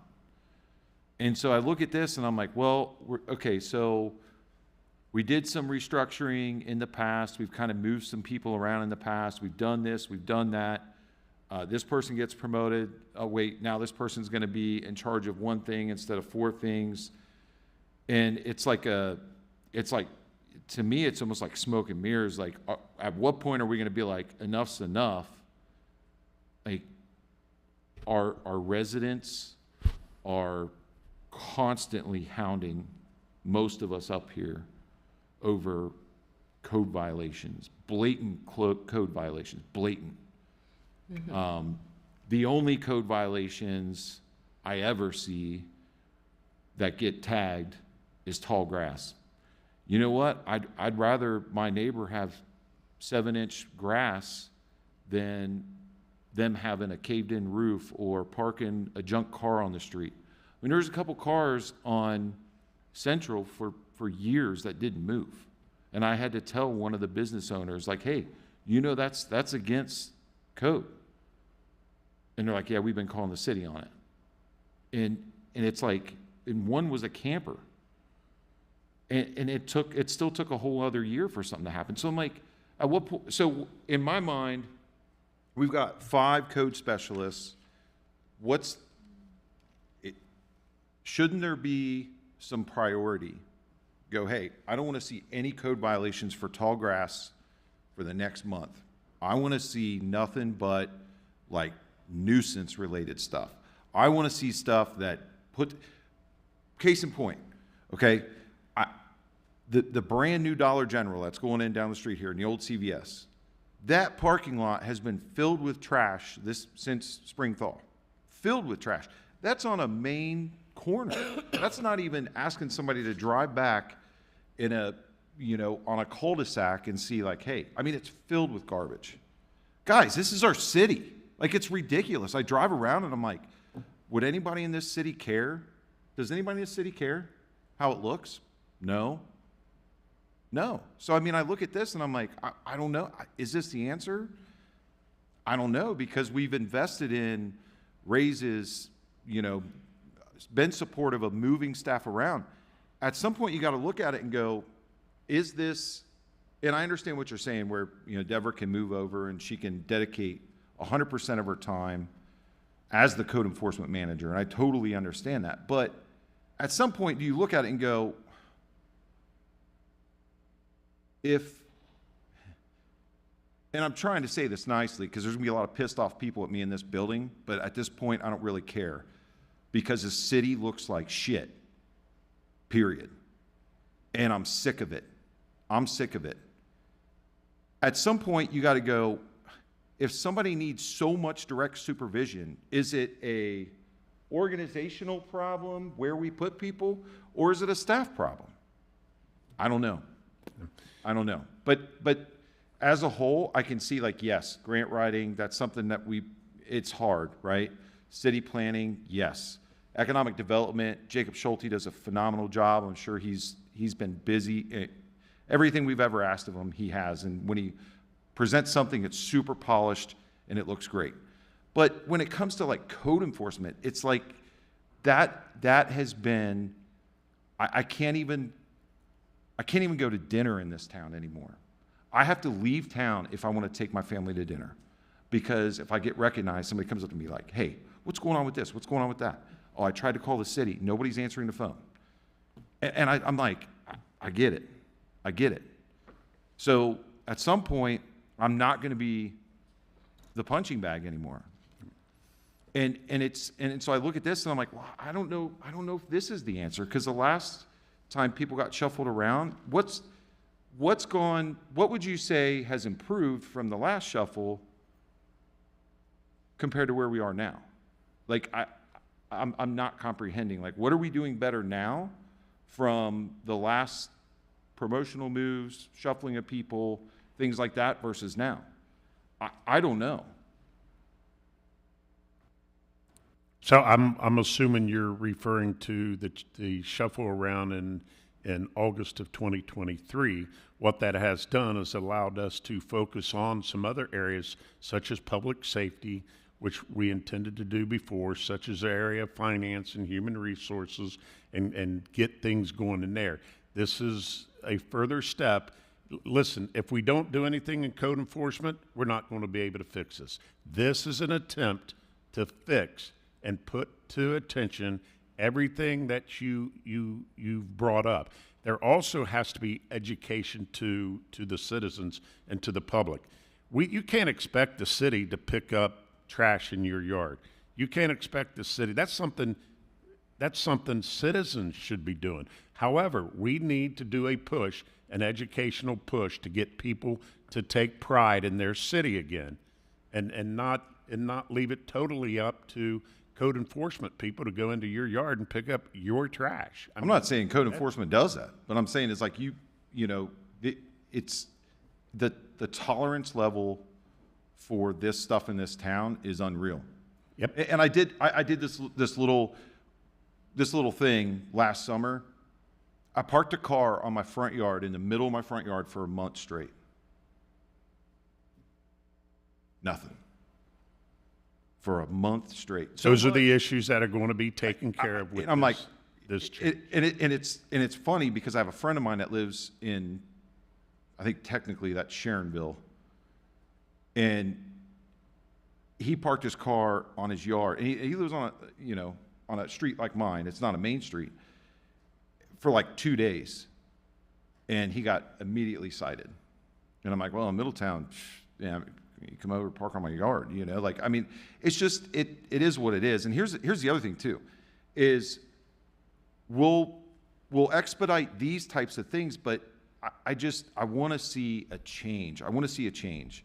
And at the same time, like, there's so many other things that we have to be doing well. Like, I want to see, I mean, obviously it's hard to hire police officers, so I do have that conversation with citizens, like, hey, we do have more open positions, but as quickly as we're recruiting, things like that. But when we make the investments, like, in my opinion, if you're not working with what you have, and with what you have is in my opinion, a significant head count, how are people going to feel if we approve this? They're going to see, well, that's just on the base year, $508,000 a year, but then there's going to be additional cost year after year after year. So by year 4, that could be $650,000, so on and so forth. And so people are going to go, well, we're not going to see any improvement on that. And so I want to, like, draw the line in the sand and be like, all right, enough's enough. Maybe I shouldn't go for a ride along with Middletown Police. I would love to ride with a code specialist, and I will plug in every single address and be like, that's been that way since 2018. That was definitely pre-COVID. This I don't know, but I've noticed it for a couple years. I mean, it's just, I don't know. I don't know. I mean, I don't know if this is a solution, and I'm hesitant to be optimistic that this is a solution, just because I just don't know what code enforcement we've done in the last, I mean, I've been in this city 90% of my time the last 10 years, and it's never been done well. And it's not a knock on you, Paul. I'm just saying, like, I know. This is like, my phone just blows up. I can't grab dinner in town. I can't, and I get it, right? But this is why I ran for council. And people aren't, I'm not saying the citizens are being rude, but they're just like, hey, I can't get a hold of anybody in the city building. I try and call this department, try and call that department, all these things. And I'm like, I totally get it, guys. I understand. So I just want to, like, draw the line in the sand, like, enough's enough. Like, we need to move out, whether we have 3 code specialists or 300 code specialists, no matter if we have, 4 people in economic development or 3 people, like, we've got to move on stuff. That's my point. We got to be able to prioritize and move out on things. But I don't know if physically moving offices together is going to solve anything, but, you know, I mean, I'll kind of think about this till the next meeting, but I'm kind of playing devil's advocate here based on I the understand. reality. I can assure you, though, that the model we've come up here with, especially in code enforcement, emphasis will be made to take care of code enforcement violations and nuisance violations that have not been taken care of in the past. Paul, one thing my point on this, the reason I sent you that article about Rudy Giuliani, Right. and how he cleaned up New York, and he did it through broken windows. The broken window theory. And stop and frisk, and also basically just going through. And the word I want to use with this, to everyone's point that's brought out about this, you know, I brought my little council point on my sheet of paper. I wasn't trying to be lighthearted about it, but I tried to be so it's not so, you know, intense. But all these ordinances, they weren't passed last year. We know what we're supposed to be doing in this city. So what I would encourage with your new group is the word aggressive needs to be, like we need also to be aggressive with law enforcement, because apparently some folks think it's okay to do some of the things they do in our city. So with even the process server, we need to have our judge being kind of busy with folks. And I know it's like, well, we need to educate the citizens. That's great. But as Steve said, if something's been sitting there for 4 years, they didn't get the memo. And because we have five specialists that didn't happen to drive down that neighborhood for 4 or 5 years, it's time to be aggressive with this and to make people understand, because you do have abilities to affect people, be through it their water bill, through their property taxes, where they will pay it or else. Now, the hunting down part will be interesting. I personally think the process server should be a piece system or commission, so you get paid for every person that you pop. But this is, you know, to everyone's point here, it's like we've been doing this, and some of these code specialists are former law enforcement, so they know the city and everything else. But it's now time to be aggressive and say, okay, you've had your time for us to be nice about this, and yes, you need to cut your grass, but you also need to understand we're not going to put up with this. A while back, they had a program on beautification of Middletown, or make Middletown beautiful, and Tom came up and they said, you need to fix your windows or paint them. And I took him serious, and we had to sit down. I asked him if the city was going to help me. He's like, nope. But what did I do? I spent $12 grand on new windows because I didn't want the citation, and I wanted to make my house better looking, and they were right. I should have scraped my windows or changed my windows out. So it's time that we need to educate citizens, but we also need to make the citizens accountable for living here, and the landlords that also choose not to do that. And it's going to have to be through the court system and through heavy fines and us being aggressive. Yep. That is the direction that the code enforcement manager has been given. We need to get more aggressive. So junk cars, for example, because this particular business owner ran in circles with code enforcement.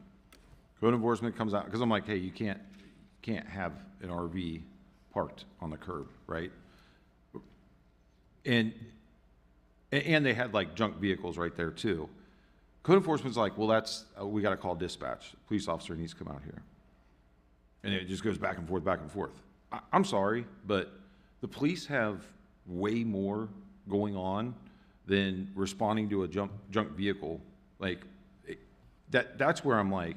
Yeah, I get that, but it is a police matter. The code enforcement has no authority in those types of situations. If they tried, nothing would happen, because that is a police matter, not a code enforcement matter. We need to change that. And then that would be the We path need to change we would that. take. This is what I'm saying. Like, we've got to, there's just things tolerated within our city limits, and you drive to a lot of other cities I won't even name, but they won't tolerate it. And I'm not talking about like Mason or Westchester. I mean, I'm talking just, the average 75 exit town. And it's so frustrating. It's so frustrating. Not only tolerate it, but it's there for years, and it could even be on a main drag. And we're like, what are we doing? So I look at this, and I don't know. I'm a little torn, because I'm going to have a lot of emails and a lot of calls. People are going to be like, are you kidding me? You're seriously going to think about dumping more money into something that's not even working? That's just the feedback that I'm going to get. And I've been getting that. I mean, if I'm going to be completely honest, we get, and this is nothing personal to anybody, but we gave raises last year and we did promotions, right?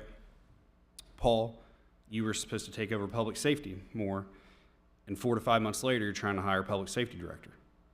Deborah, who got a raise, and this is nothing personal against anybody, but I'm just trying to be honest. She now is going to a new position. And then Nathan was in charge of economic development, so that way Ashley could kind of do the day-to-day operations a little bit more. And then now we're hiring and promoting an economic development director, yet we're bringing in another assistant director with an emphasis in code enforcement. But that kind of sounds like we already kind of have that. So I guess that's kind of like, is Nathan still in charge of economic development, or is Lisha full-time in charge of that? I don't know. How do Ashley and Nathan? Nathan will be pulled out of the economic development part. This department here will go under Ashley. Nathan will take over Public Works, which will align more with some of the projects he has going with Renaissance Point and some other projects, which coincide with public infrastructure and those things of those nature. Once again, So Ashley's over economic development now? Ashley will be over Community and Economic Development Department. Okay. That will fall under her responsibility. My turn. I don't think we should make any moves until the code specialists that we have now, let's clean up first. Let us clean up first and then maybe make a move after we see how they've cleaned up. There's houses that people are receiving tall grass notices, and there's fences around homes, and they have chickens in the yard. They have large tanks. I don't know what's in the tanks, and I've seen this. They're setting up housing. On 9th Street, there's 3 structures, no building permit, 3 structures. People are setting up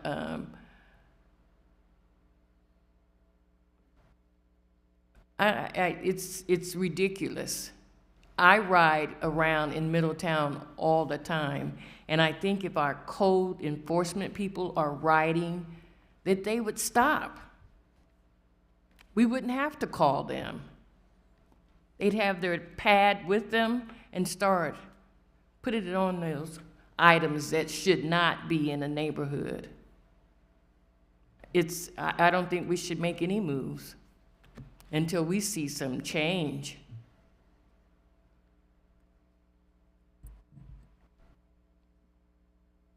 Part of what I'm thinking also is like what hasn't been working. Curious.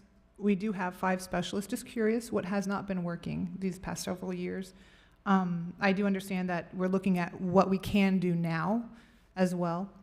And I'm also thinking at the same time, and this is not the discussion for right now necessarily, but looking at economic development department, looking at community development department, and having them both at the same time focus, community development is focused on the code enforcement and the planning and zoning and things like that, nuisance abatement. Economic development is focused on economic development.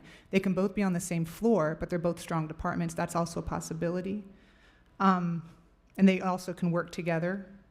So it sounds like this is a conversation that we will be looking into, talking about over the next couple of weeks.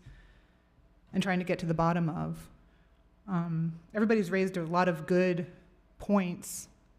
And again, one thing I wanted to just mention is part of this, one thing I'm really happy to see is that grant program that we have going right now that we had a presentation on last meeting for trying to look into beautifying homes and helping our residents do that. I think that's part of the shift that's happening, and change does take time. We recognize that as well. It takes time to make this change. It sounds like we're still a little unsure about this. We're kind of on, we could go either way perhaps. We do want some solid plans to see like what the difference will be so we can have a better position going forward looking at this. Are there any other comments at this time? No? I'll say one more thing. So in this, in the new realignment, let's say we have $2 million sitting in a parks account and we want to get that spent within 12 months. Who's in charge of that? Public Works will be in charge of they are now. Public Works is over at Parks Department. Okay, but I don't mean, but if we're going to go out and like spend money, if we want to execute upon having money in an account, so Public Works is in charge of that? Public Works is in charge. The parks fall under Public Works, yes. Okay. Okay, thanks.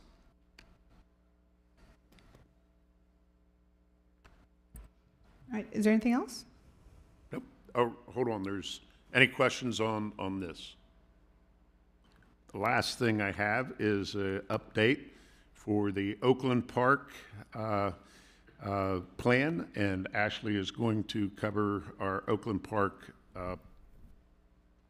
renovation going forward. There's no PowerPoint for this one. It's just an update. So for the Oakland Park renovation project, we've been working with the Public Works Superintendent, Charlie Anderson, on getting the quotes we need to move forward with the Oakland Park renovation. So based on the feedback from the Oakland residents, just a reminder, the quotes were obtained for updated playground equipment, park fitness equipment, shelter and picnic tables, updated basketball court, possibility of a pickleball court, park signage and benches.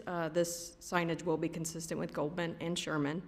So far, based on the lowest quotes we've received, the total cost of the project is falling around $400,000, including all those quoted items above.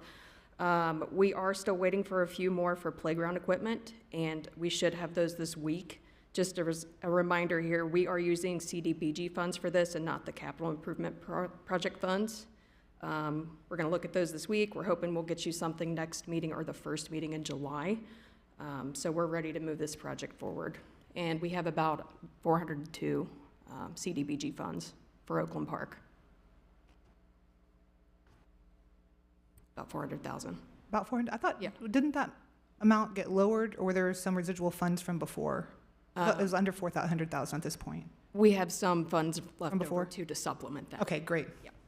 So question, Ashley, would sort of along the same lines. So we're doing Goldman, Sherman, and Oakland.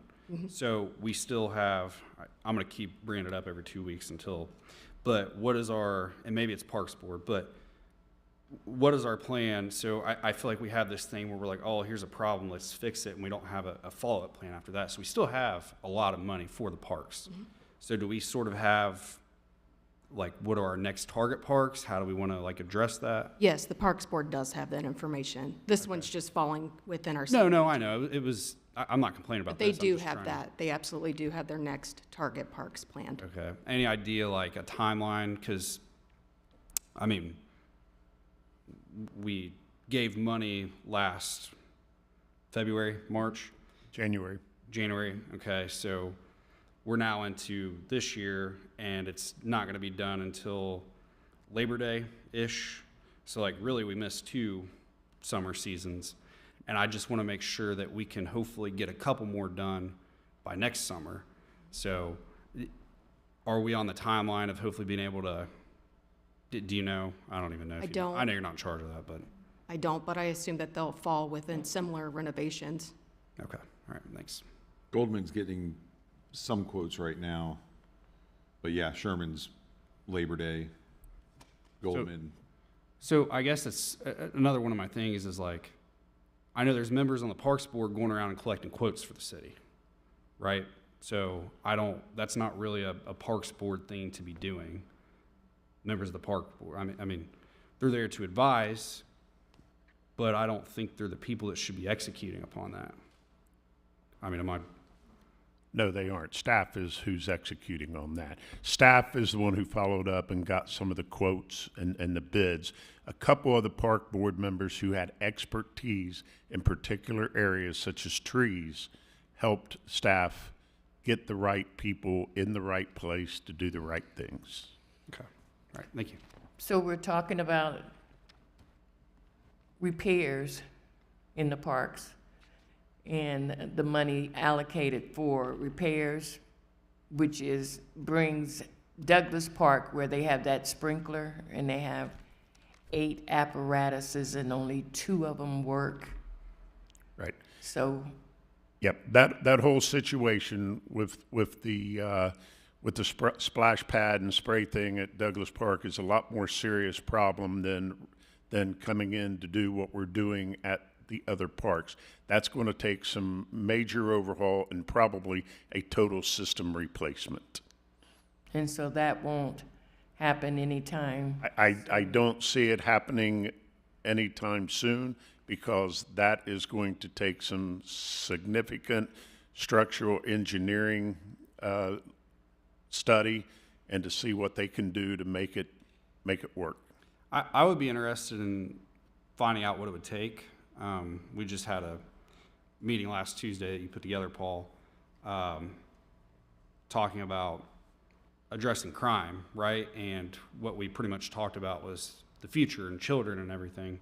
Right. And we all know crime raises when it gets hotter, right? People need things to do. And you specifically brought up Douglas Park, and I think we have the opportunity to do something to give people in that neighborhood. It's going to be a costly investment, but I think we essentially just had a meeting on addressing things like that. So I would be interested. I've asked a couple times, I know. In meetings, I never really squared in on it, so I'll take the accountability there. But I would be interested in knowing what it would take. I know it's not going to happen and get done this year, but for next year, I think. Oh, referring to the splash pad at? Yeah. Yes. Yeah. And I've talked with Scott about this over the last couple of weeks, and we're preparing to see what it takes and it's probably going to take a total system overhaul of the Douglas Park splash pad. How long has it been like that? Because the sprinkler in the ground doesn't work at all. Over the years, we've had various maintenance issues with Douglas and Smith Park.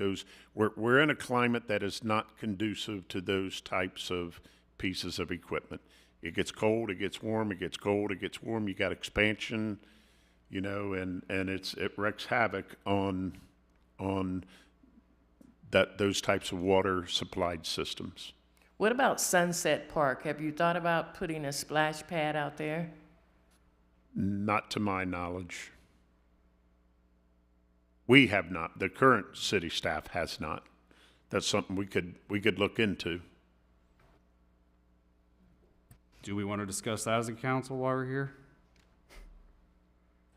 You're talking about putting a splash pad at Sunset or the overhaul? Or all of it?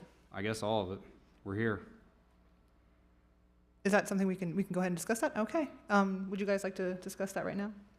Yeah, I mean, I'd like to see quotes on what it would take for Douglas, because I know that one's not operated well over. Yeah, right. That's what we are working on right now. Yeah.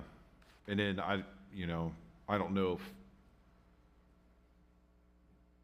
if, I don't know. I'd have to, I don't know, maybe Scott, is it viable to put a splash pad at Sunset? I mean, do we have? I personally wouldn't be interested in the financial investment, most likely. I think it would probably be 7 digits, wouldn't it? I'm also curious, after you answer his question, of another One thing, the current splash pads are ultra maintenance intensive. So I think if you even look in the park's master plan, it talks more about spray grounds in the future, which those would be much less maintenance intensive and possibly much less costly up front. So I think we would look at those options going forward, I mean, with park board support. So, I mean, could you put something like that at Sunset? Yes. Could you put that at Douglas instead of the current splash pad? Yes. And I think that would ultimately work better than what is there now, frankly. Because the mechanical toys are very, very maintenance intensive. Could we see that as like a option one of Sure. fixing and then B? Yeah, and I think there's piping problems underneath the slab at the current Douglas that you would have to pretty much rip up the whole splash pad to fix it. So I think it's at a point where it's beyond its useful life and it needs replaced in full. What was the first thing that you said about a sprinkler what? Spray grounds? A spray ground, which is a little bit different than a splash pad, where kind of think about, I think in downtown Dayton, it just water shoots up from the ground. And From kids can river play in skate? it. Yes, exactly. Which isn't nearly as intensive maintenance-wise when you have the tipping buckets and the toys that move, that are mechanical in nature versus water just shooting up out of the ground. I mean, but I think in the parks master plan, it talked about going more that direction in the future than what we have currently. The current splash pads were built like a combination of in-house and volunteer efforts at a very cheap price. So, I mean, you're probably talking 7 figures to build something more like what we have that's mechanical in nature now versus then. So. Well, we have to also keep in mind, I appreciate what Paul said about, we have summer, winter, but we have places like Riverscape, Kings Island. So I guess if we have to rebuild this, let's get more of an not industrial look, but industrial feel. So we rebuild this. So as time goes by and depreciation of, of the piping and everything else. What I'm saying is if we have to rebuild this, rebuild it so it's robust and it's not based off volunteers or donations. It's something that if we're going to dip back into this because we failed at pools, but if we're going to do this to make it where people have places to go, make it where it is made for Ohio, Sure. not made for Georgia or And Florida. I guess one thing I would think of, you would have like at the new YMCA, you're going to have probably a more traditional splash pad there. Maybe that is sort of the more traditional, and then we can look at these spray grounds in the parks.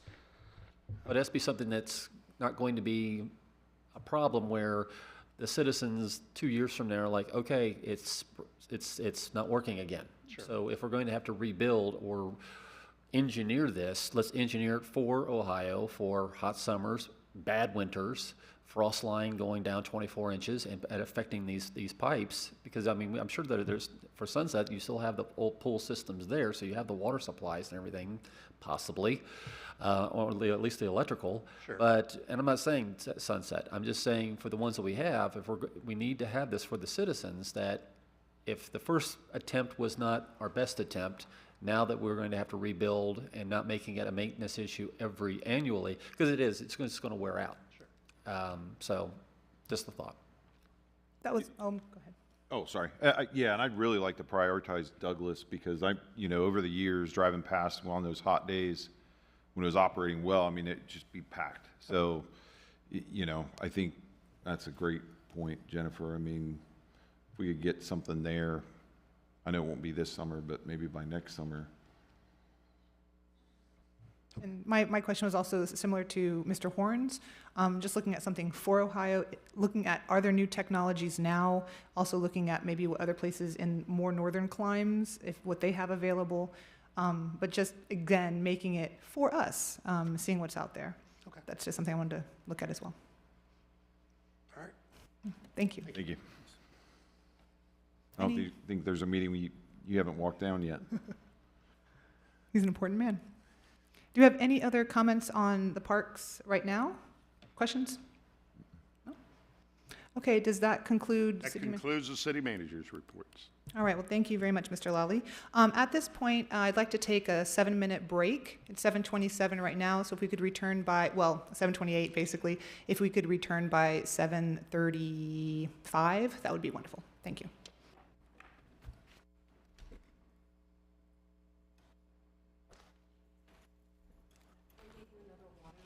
Sure, thank you.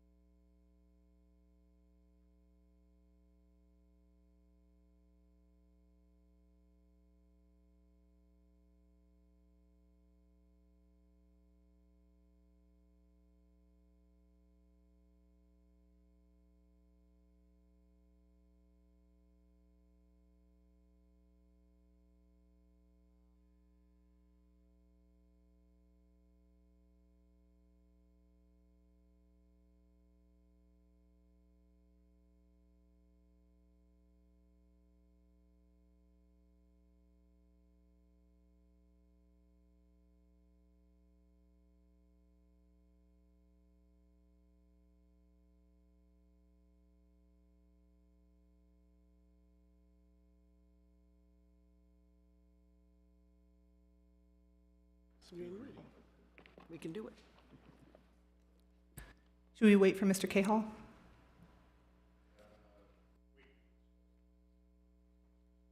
Okay. So welcome back to the meeting. The next item on the agenda is the consent agenda. Mrs. Skank, will you please present the consent agenda? For your consideration this evening, we have the approval of the City Council minutes of May the 21st, 2024, and to receive and file the Board of Building and Housing Appeal minutes of June the 8th, 2023, to confirm the appointment of Felicia Moreland to the position of Economic Development Director in the Economic Development Department, and Oliver Hall to the position of Water Reclamation Mechanic in the Department of Public Works and Utilities Division of Water Reclamation. Thank you. Is there a motion to approve the consent agenda? Motion. Thank you. Is there a second? And turn your mic. Second. Thank you. It has been properly moved and seconded. Ms. Skank, please call the roll. Mrs. Carter? Yes. Mr. West? Yes. Mr. Horn? Yes. Mayor Slanka? Yes. Mr. Farrell? Yes. The yeses have it, and the motion, or the consent agenda passes. Our next item on the agenda is the motion agenda. Mrs. Skank, please present item A on the motion agenda. To approve the purchase of one 2025 International HV 507 SFA cab, truck, and chassis from Rush Truck Centers of Cincinnati, Ohio, in the amount of $115,262.38 for the Stormwater Division. Mr. Lawley, do you have anything to add? Council, this is, as it said, for the purchase of a cab truck as needed within the stormwater division. The current vehicle needs replaced, and it's essentially get to a point where it's costing a lot more in maintenance than it's worth. So this request from the state bid, $115,262 to replace.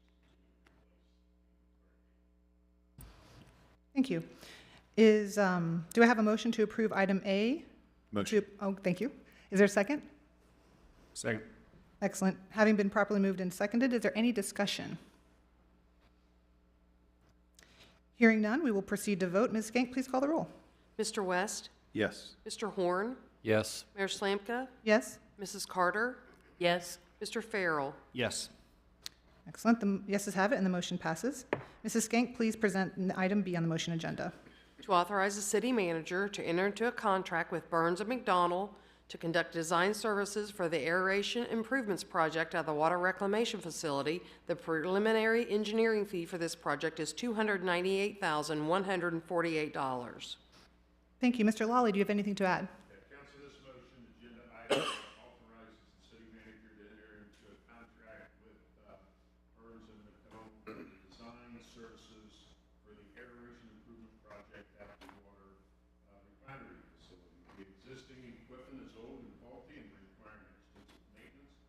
The engineering fee for the project is $298,148 and is funded through appropriated monies in the sewer capital reserve. Thank you. And also, Mr. Lawley, I can't tell if your microphone is on. Would you mind checking it for me? There you go. How's Oh, that? There, that's better. Check. Do it all again. That's kidding. Okay. Do I have a motion to approve item B to authorize city manager to enter into a contract? Motion. Thank you. Is there a second? Second. Excellent. Having been properly moved and seconded, is there any discussion? Hearing none, we will proceed to vote. Mrs. Skank, please call the roll. Mr. Horn? Yes. Mayor Slanka? Yes. Mr. Farrell? Yes. Mrs. Carter? Yes. Mr. West? Yes. The yeses have it, and the motion passes. Mrs. Skank, please present item C.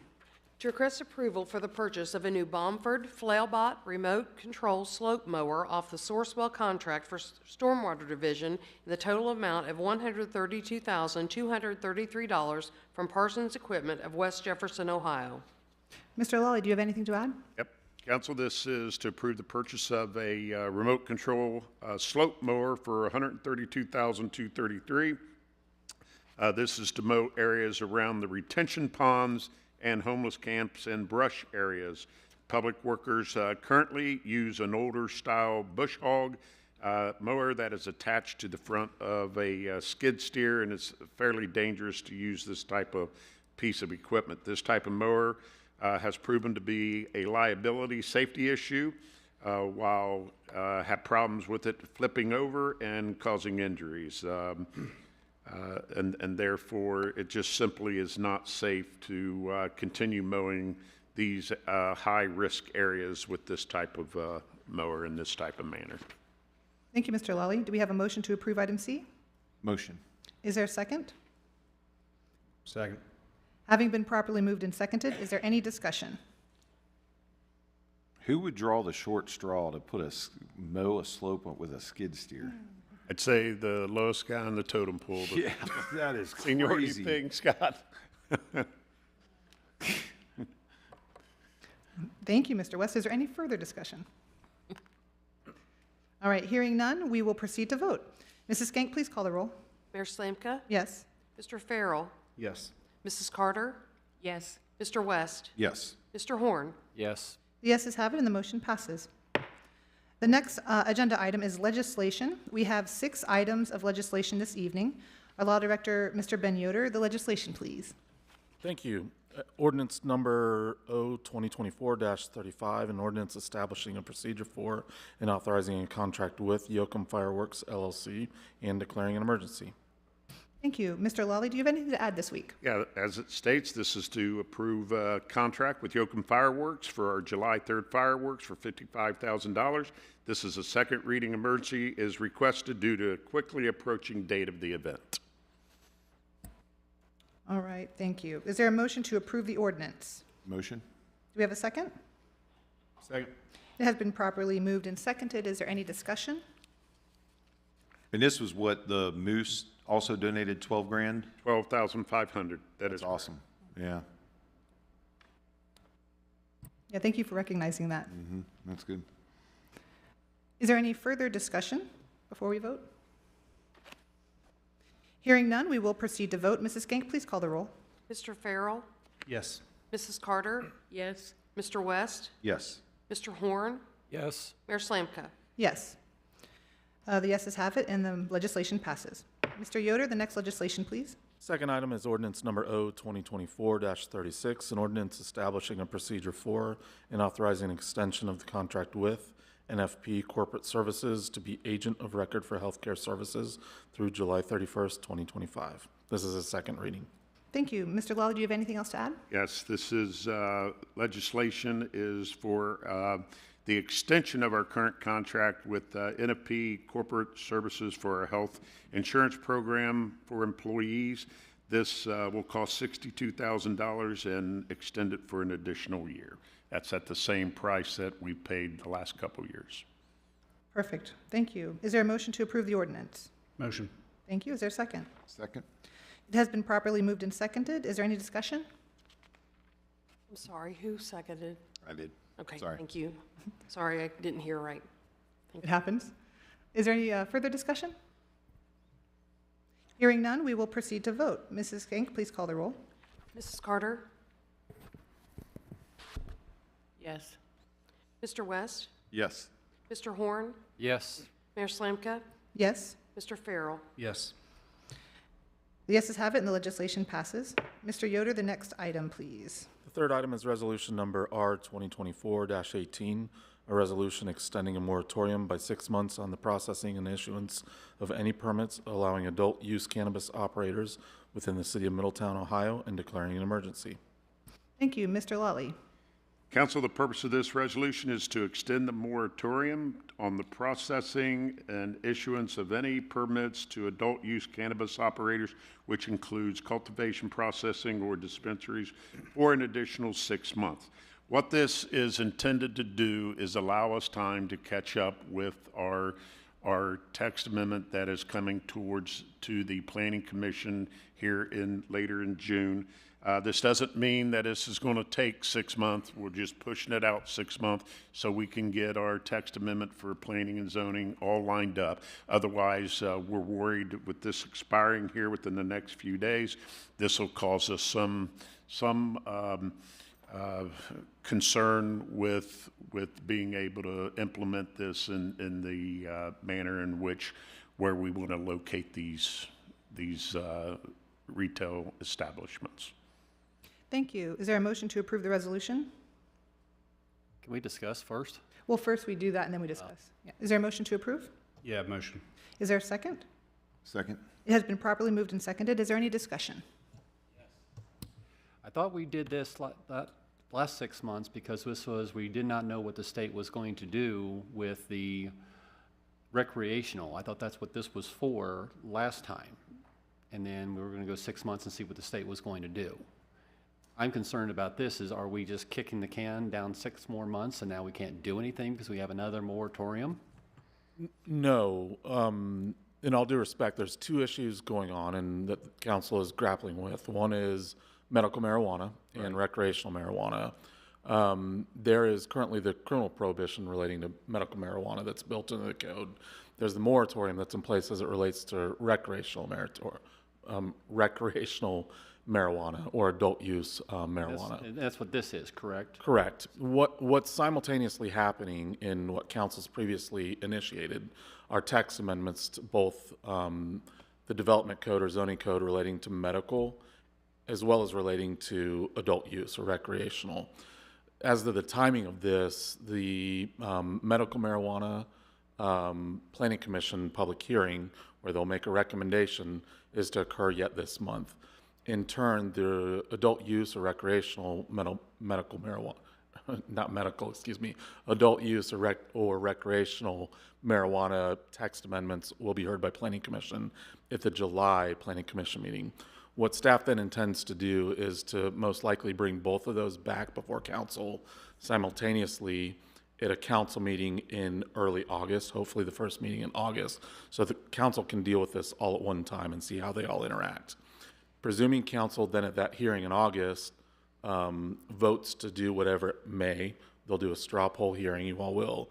In August, we would then bring legislation before you either at the second meeting in August or the first meeting in September, so that all at the same time, both the medical and the recreational, both text amendments to the zoning code and the licensing scheme and the criminal prohibition pertaining to medical marijuana can all roll off or on at the same time, so that come basically the beginning of September, minus I guess there's a 30-day waiting period, all of this will go into effect in one fell swoop. That's conceptually the fastest way that it can all be done, but it's certainly not because we've looked to kick the can down the road or want to continue to kick the can down the road 6 additional months. Well, it's take time to effectuate. Because here's my thought on this. This expires, let's say it expires tomorrow. In the city limits, it's still prohibited. We have not repealed the prohibition of this. So no one can do anything in the city limits till we get the zoning change for medical and recreational, and then also the law is changed through the repeal, which would come back to us. So I'm just confused on why we're putting another 6-month moratorium. No, not really. So you're kind of mixing topics. There's the medical marijuana, which has the criminal prohibition. What we're talking about specifically passing tonight is an extension of the moratorium pertaining to recreational. And that's what I'm saying, is when I first came here, and I voted no before, so you knew where I'm going to vote tonight. Sure. We were told, well, we want to see what the state's doing, because the voters, 68% of this county said, we want this. And then the state said, oh, well, let's start talking about numbers and all this other stuff. So you brought out, like, look, let's see what the state's going to do, because we don't want to look stupid. But now it's like, okay, now we know what the state's going to do. And that's what I thought this was about. Am I confused? Perhaps so. Okay. This pertains to recreational marijuana. If this rolls off, recreational marijuana is legal now in the state of Ohio. There's been the thought that the state would create some sort of licensing scheme, different or additional, from what's presently in place. That's why I advised originally, let's wait and see. I think the state will likely come up with some sort of regulations. Since then, we've kind of pragmatically looked that the state may or may not ever enact different regulations than what's ever in place. That's when we decided, let's take matters into our own hands. Let's create our moratorium and let's go about creating a text amendment to the code so that we can regulate it from both a zoning perspective and a licensing scheme. That's what we're attempting to do now. I'm not sure if that answers your question or not. But. So we do all this work and we get all this wrangled in by September. Are you going to bring this resolution back so we can get it off the books? in Absolutely. September? Yes, absolutely. Okay, Yeah, we don't want this to be on the books any longer than absolutely necessary. okay. 6 months is just being conservative. The thought is quite literally pursuant to the timeline I provided, that would be much more in the kind of September range. We'd bring all of this in one fell swoop to council, presuming that's the route it wants to go. And the staff report did mention repeal as possible after this is taken care of. But this says issuance of any permits allowing adult use cannabis operators within the city of Middletown. So that would include medical. No, those are two different defined terms, both under the Ohio Revised Code and under the local ordinances. So,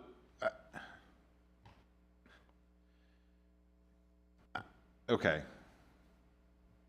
Here's where I'm getting extremely frustrated, because what we had asked as a new council back in January, we get it. The state's gonna mess around with recreational whatever. We need to move out on medicinal, period. I don't want there to be a moratorium in this city anymore, at all, period. This is, we've already voted on it. We've done multiple surveys to the citizens. People have spoken. I mean, I don't want any more moratoriums. I don't want to see an excuse for, well, hold on a second, now we have to repeal this, so it's got to wait another meeting. No, like, enough. I get it. But we could have been moving out on medicinal. I'm at the point now where I'm like, I'm not going to support a moratorium for anything when it comes to marijuana, period. Just not going to do it. That's not what I ran on. That's not what people told me. I'm not doing it. I can't participate because of my career, but I'm just saying, like, I gave my word to people, and I'm not about it anymore. Like, no, I'm not doing it.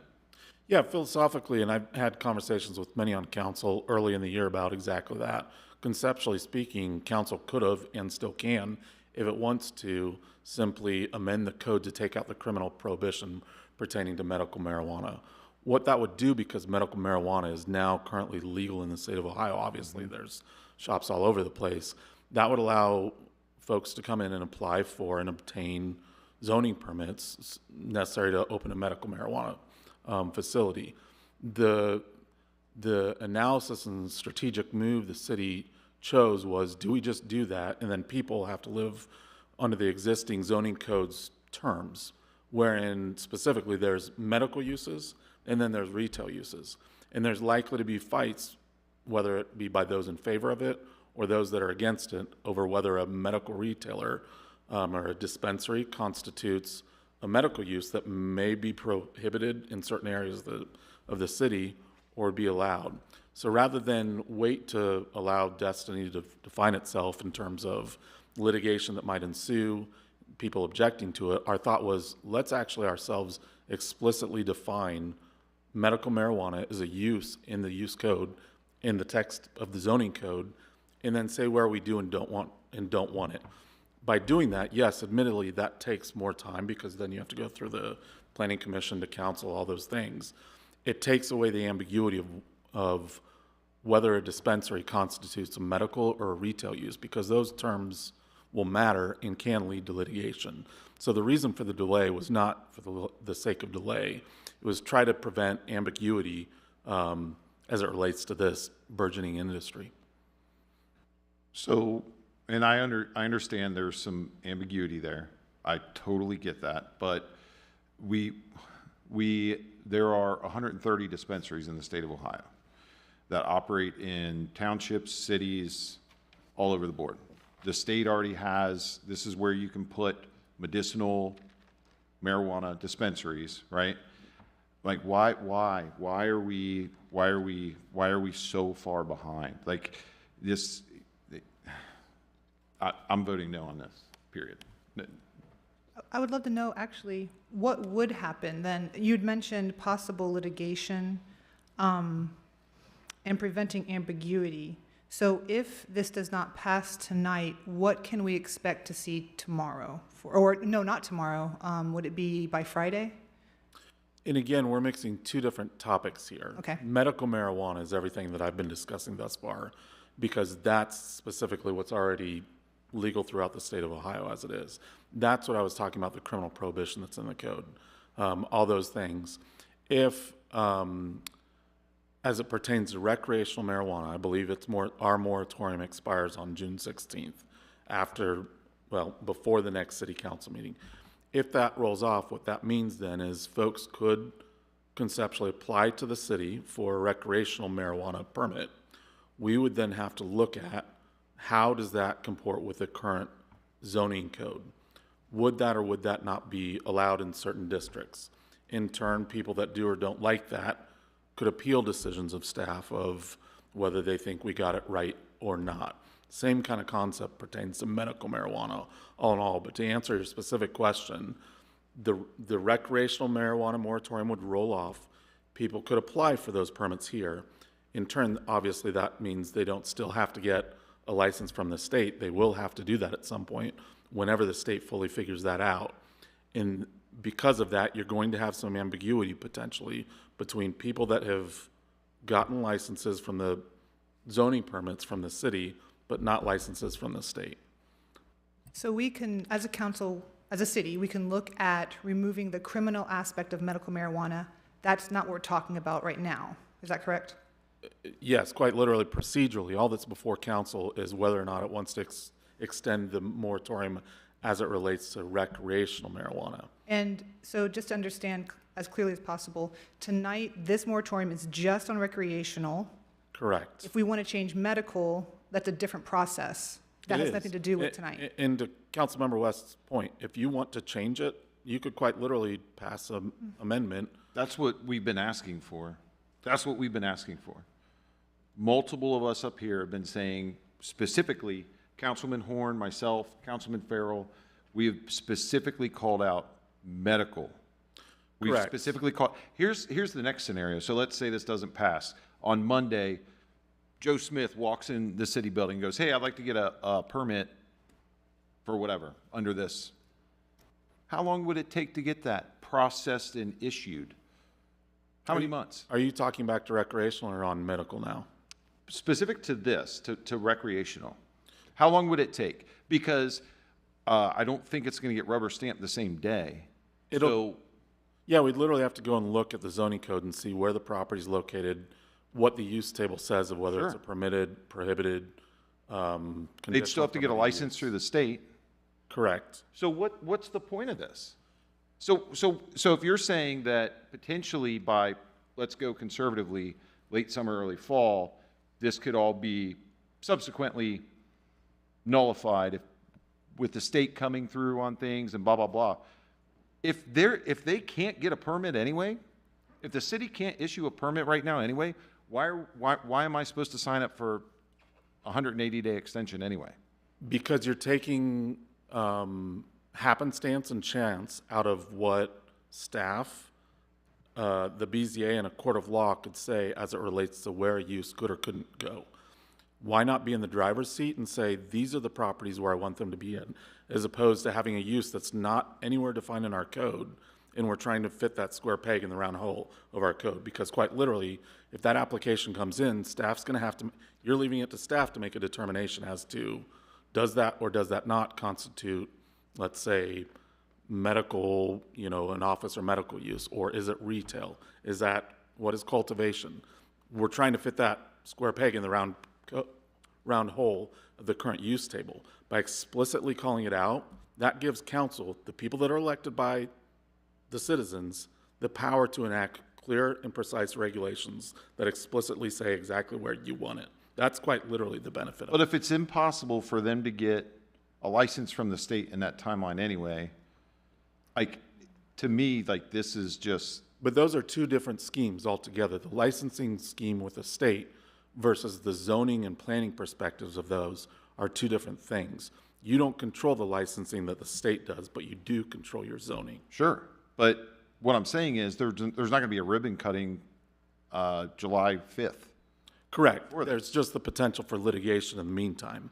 If we don't go and fix it, while we're still waiting, why not clean up our zoning code to explicitly state where we do and don't want things? So, but why do we have to go, why are we now?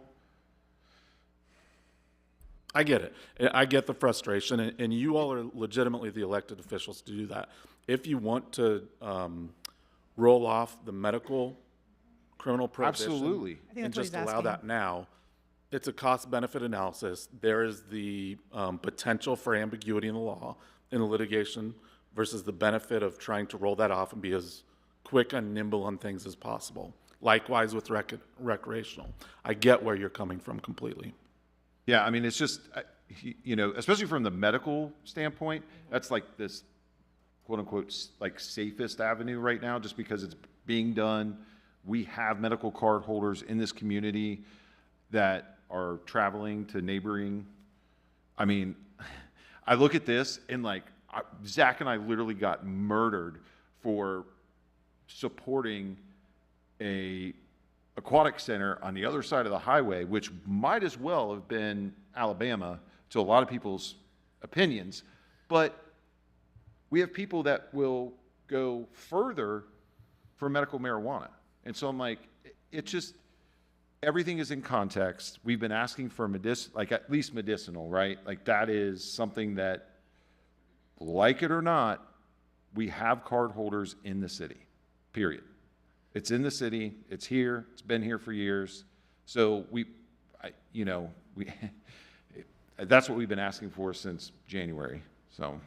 How long would it take, because I'm understanding that's two different things, medical marijuana criminal aspect that we have in the ordinance right now, and the moratorium you're talking about to prevent litigation for recreational right now. So for what Mr. West is saying, and the majority of council as well, how long, what do we need to do to put legislation on to remove that criminal ordinance for medical marijuana, number one, and how long would that take? That could be put on the agenda for the next meeting and passed as a first reading emergency if you really wanted to. The nuance of that is that council's itself already initiated a text amendment to create a new zoning scheme pertaining to medical marijuana. So on one hand, you'd roll off the criminal prohibition for a period. You'd then have no zoning scheme and no licensing scheme or anything pertaining to it. And then you would, I guess, still have coming before Planning Commission in June, the text amendments, and then you're going to have council back in July dealing with those same medical text amendments. So what if someone files an application in the middle of that? Then what if someone files one in July or September once it's effective? What are the rights of the parties involved? That's where it becomes less simple than just, I'm in favor of medical marijuana and I want this yesterday. So I mean, theoretically, they have to pay an application fee to the state, and then they have to pay one to the city. If we don't like where they're putting it at, charge them a $100,000 application fee. Is that crazy? Yes. Okay. That would be unlawful in numerous respects. But the city What you're really chooses what costs to ask them to pay. Or am I incorrect there? Because I thought that's the way it works. For medical marijuana, that you can charge a fee, but the fee is supposed to be commensurate with the level of service necessary to process that permit. It can't be an exaction or a pound of flesh, and it can't be arbitrary. Additionally, we're also dealing with property rights of, property within the city. So, we have to treat everyone equally. We can't just say, we don't want this one to go there, so we're arbitrarily going to charge them $100,000 versus we do want to have them go here, so we're only going to charge them $5. Makes sense. Ben, and this is what I've been hearing too, is I thought the state to kind of not have to do more work than necessary. I thought they were I was under the impression that the state's like, okay, if you want to sell recreational, we prefer that you already have medical marijuana, meaning, like you were saying, Steve, the plus ones.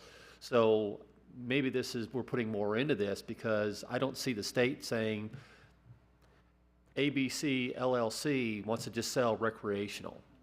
I don't think they're going to do it. because I think they're going to say, no, we want someone already established, who knows all the rules, who's already been vetted by us, because on their form, they ask, excuse me, let me save my microphone here, is that one box that has to be checked is, have you got this approved by zoning? Which is to your point of, let's get all the Ts crossed and the Is dotted. But that's why I'm just kind of, I know I'm probably making more of this than I should because I'm just getting wound up about it.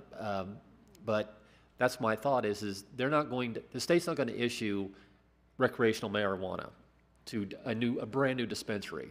Down the way they will, once they get more things established and be able to glean more money off of it. But I think right now, if someone applied, they'd be told, okay, we'll see you in 2025 after we give all the ones to the people that we know and have already been vetted.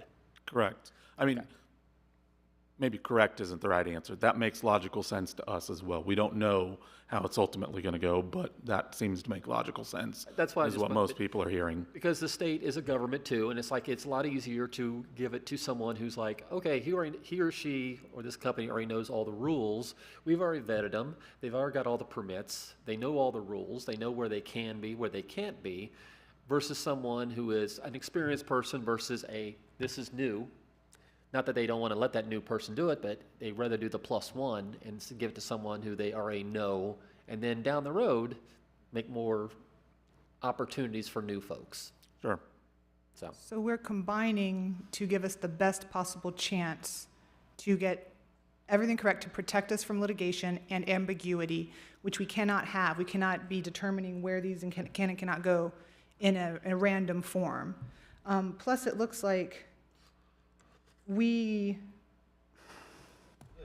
But they still have state guidelines they have to abide by. Yes, I'm trying to figure out. Yeah, but the state got, like when you look in the zoning code, there's the use table and it says all the different districts and it says what's permitted in those districts and not. That's completely different than what the state's doing. The state's is a broad brush of, application across the state. It may or may not presumably have some locational restrictions, maximum number of permits in an area, things of that nature. But it's not going to define it as we do, nor state specifically where it would or would not be allowed. Those are there's not going to be a use table, if you will, that the state gives us that says, okay, in Middletown, here's what you're allowed to do. Right, but we had, like Jacob Schulte presented, based on the state guidelines, what potential properties and sites here in Middletown. That's why I'm confused. That's the whole point. Was that not correct what he did then? That's good. That has to go to planning, though. Is that correct? That chart that he had. No, we're talking about two different things. No. That's the state. That's the state already guidelines state of where- guidelines. So what I'm saying is, don't get led to believe that somebody's going to be able to open up a dispensary in front of school. Like that, no. Like there's already guidelines there. Right. So that's what Jacob presented, and if you remember, it was on there. So my whole point is like we're. I think so. What we already have a map Yeah. that shows us what I call the hot spots because it kind of looks like Swiss cheese. There are a lot of places that these things already cannot go. Right. So so what you're saying is we already have that. So why do we need a moratorium? Correct? Yeah. For recreational. And we can start But for any aspect of that at the moment, like we already know potentially where they could go. So since we already know where they potentially can go, and we're looking at removing the criminal aspect of the medical marijuana, if I'm hearing this correctly, also, because so the importance of doing this is to remove the arbitrary nature, but he's saying it's not arbitrary. Can we speak to that point since we already have places that they can go? Yeah, and one question I also have in that, legitimately asking excuse me for not knowing the answer to that, is the heat map or whatever Jacob had shown before, was that medical marijuana or recreational marijuana? It was for medical. Yeah. So and that one causes me a little less concern in that regard, in that those rules of engagement have already fully been baked and established by the state. Its licensing scheme is obviously there. So you can generally know, according to, if we did nothing, where are the places that medical marijuana could go. You would know that just based off the state licensure. If you're comfortable with that, great. That doesn't mean that there couldn't still be an ambiguity. I'd have to look at that heat map, if you will, to see. I think the biggest crux or fights are going to come, well, is medical marijuana a medical office related use, or is it a retail use? Well, is a cultivator or a dispensary, what is that considered? So we'd have to compare that against the heat map against our current use table and see what those ambiguities would be. I've not done that kind of analysis. I can between now and the next council meeting, if you'd like to know that, of like, oh, what are the ones where there would still be ambiguity, even under their map? Is that what the planning commission is doing for are they looking at No. the definitions? I thought they were looking at definitions. Not really. We did try to parallel our definitions to be the same, both for medical marijuana and adult use marijuana, is what the state has in the ORC. So those definitions we're using, but the whole point of the planning commission will be honestly kind of like what you're doing now, so maybe they'll bring it up. But the task that will be before planning commission is just whether or not they want to recommend approval with modifications, or denial of just the proposed medical text amendments before them. And then in July, again, just the zoning-based text amendments pertaining to adult use or recreational. What I've heard is that there is perhaps a danger of litigation. Is that what we're trying to avoid by putting the moratorium on? And Yes, although it ultimately, at the end of the day, and it drives me crazy when I'm also at a board like yours and I've got the lawyer, it's your job to weigh the cost benefit. You know, I'm a lawyer. I'm always going to point out danger to you. It's, do you care about it or not? That's a decision that you've been elected to do. Gotcha. My greater point is, on balance at least, it seemed, perhaps erroneously so, that it would make sense to wait a few additional months, both on medical and recreational, to get our house in order and then unroll everything at one time. But yes, is there risk? Is there danger? Yes. Do I know that we'll get sued? No. I mean, it's America. Anybody can get sued. okay, thank you.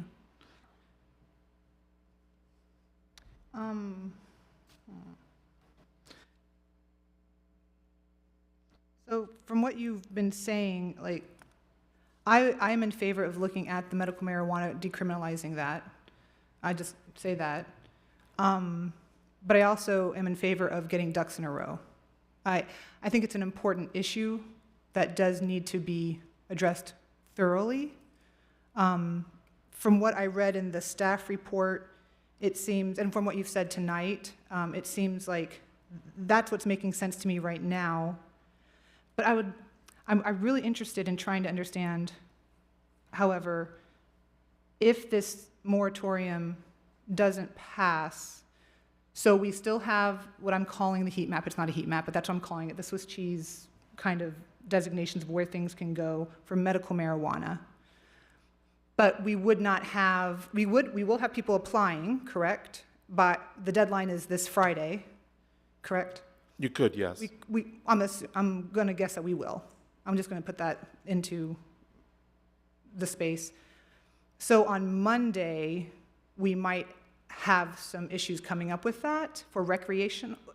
Is it for recreational and medical at that point that we'd have issues coming up? I honestly don't know. There's, you know, I think I've been contacted, as have you, by a resident who would, or I don't even know if resident is the right word, but a person that's involved in this industry that has some potential purchasers of businesses or land, some sort of transactions for which he says, I believe they'll close on Friday. And his thought was, why must you do this tonight?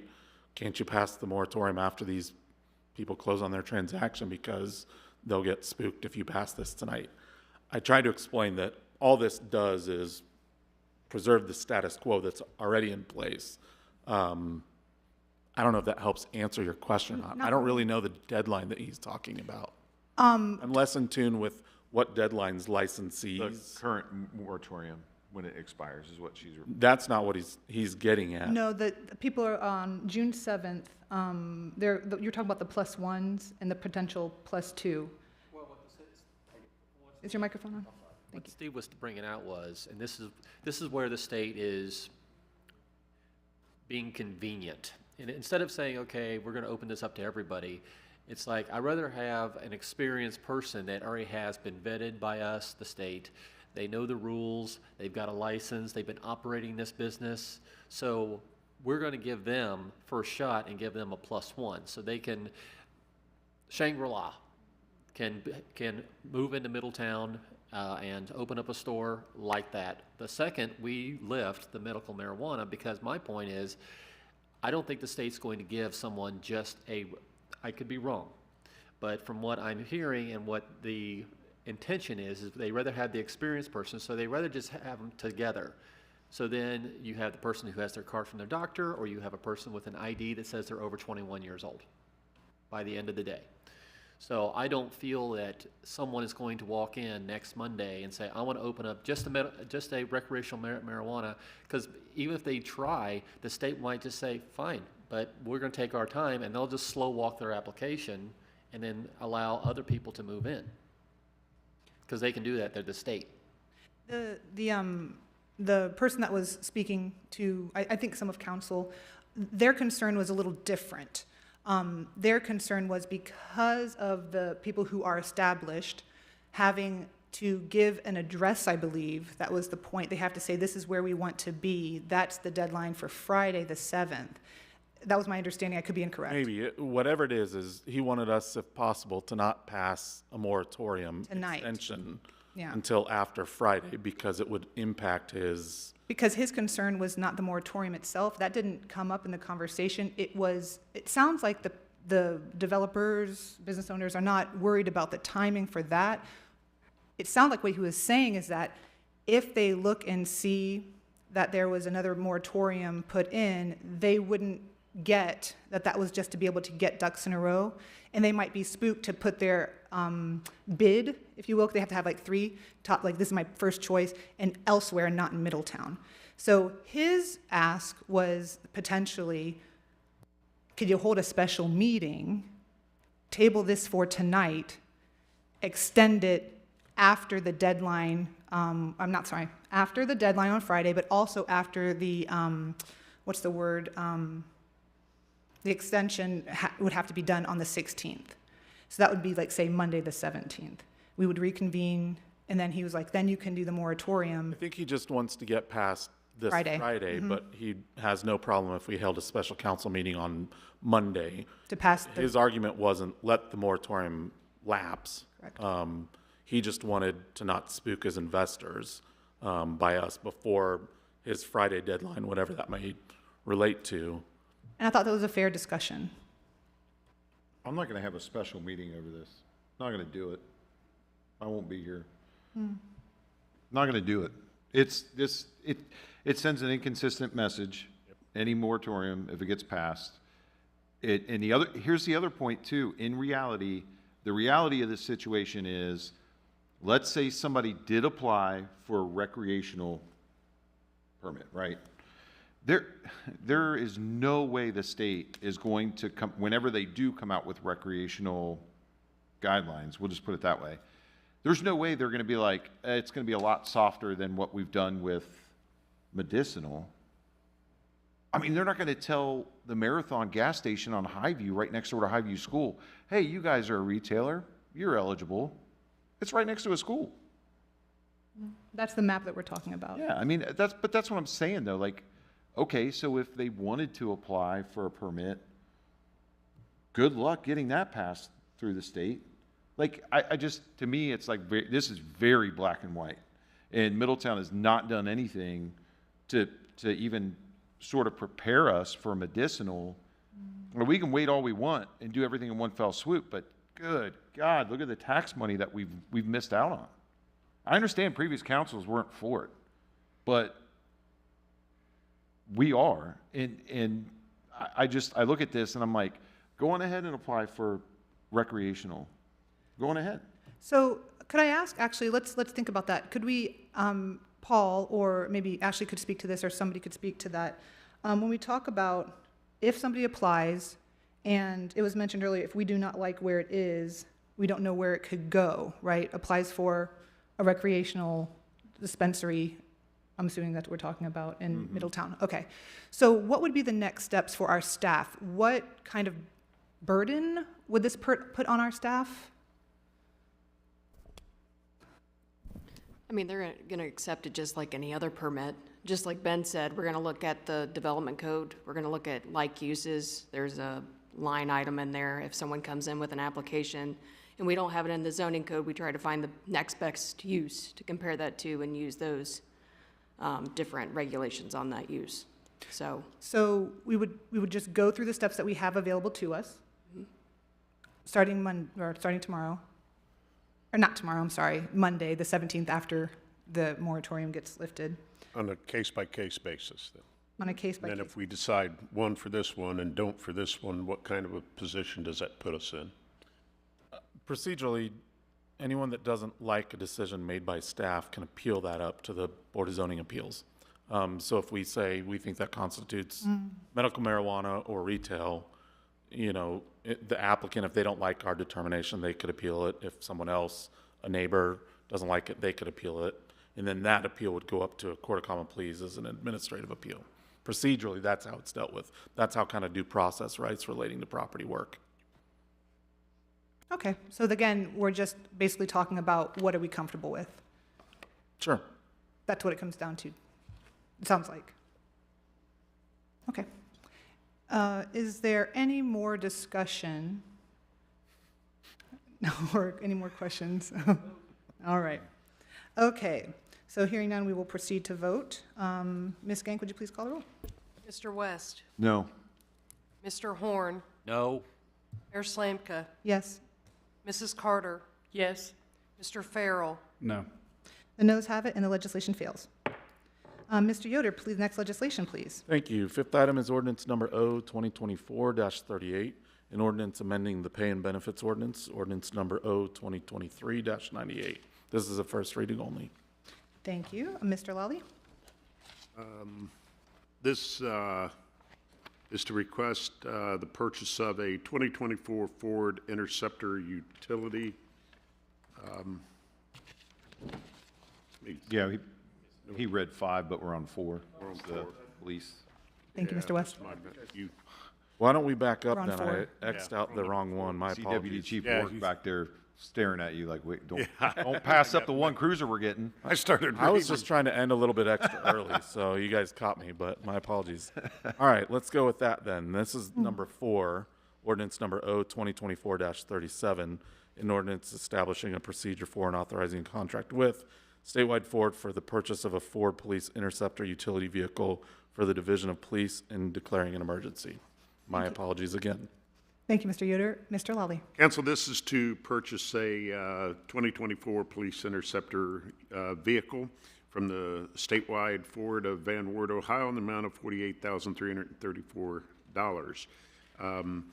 This is a first reading emergency due to the fact that we need to purchase and take control of this vehicle before somebody else does. Absolutely. Is there a motion to approve the ordinance? Motion. Is there a second? Second. It has been properly moved and seconded. Is there any discussion? Hearing none, we will proceed to vote. Mrs. Skank, please call the roll. Mr. Horn, Yes. Mayor Slamka, Yes. Mr. Farrell, Yes. Mrs. Carter, Yes. Mr. West, Yes. The yeses have it, and legislation passes. Mr. Yoder, the next legislation, please. All right, now I'll go back forward to number 5. This is again ordinance number O 2024-38, an ordinance amending the pay and benefit ordinance, which is ordinance number O 2023-98, a first reading. Thank you. Mr. Lally, staff report. Yes, Council, this is the ordinance that would amend the current pay and benefit ordinance to create the 5 new positions in the Community and Economic Development Department. Thank you. As this is a first reading, there is no action on this item today. Is there any discussion? Hearing none. Again, there's no further action at this time. Mr. Yoder, the last legislation, please.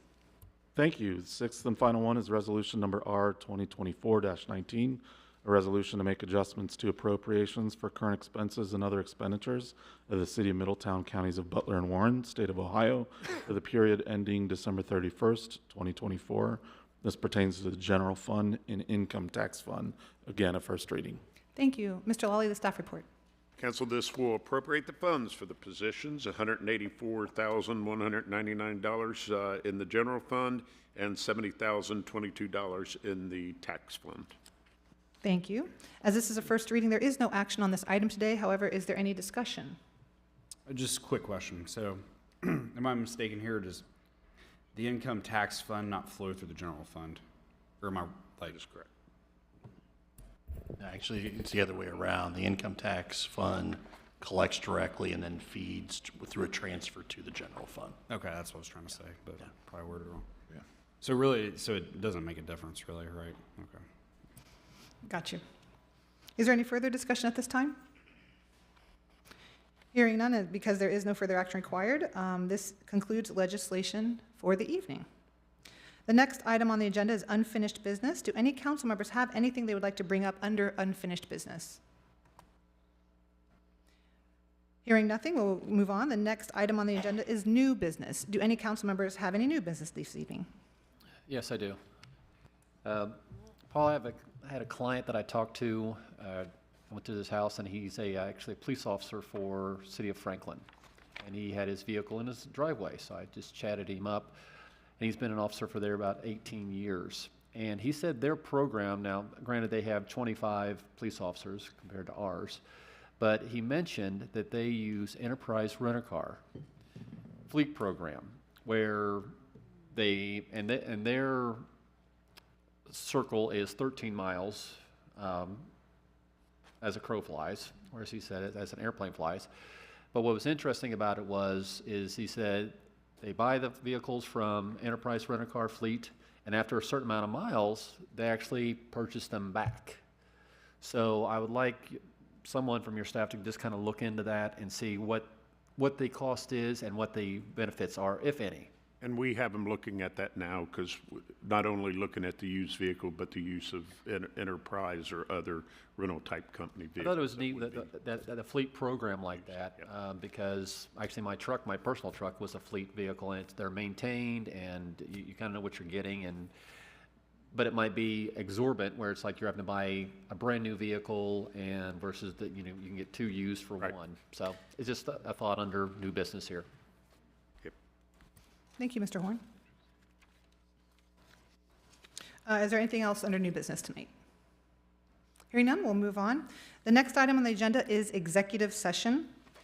Okay, so do I hear a motion to move to executive session under the authority of ORC 121.22G2 to consider the purchase of property for public purposes or for the sale of property at competitive bidding if premature disclosure of information would give an unfair competitive or bargaining advantage under the authority of ORC 121.22G3, conferences with an attorney for the public body concerning disputes involving the public body that are subject of pending or imminent court action, and under the authority of ORC 121.22G8 to consider confidential information related to the marketing plans, specific business strategy, production techniques, trade secrets, or personal financial statements of an applicant for economic development assistance or to negotiations with other political subdivisions respecting requests for economic development assistance, provided that both of the following conditions apply.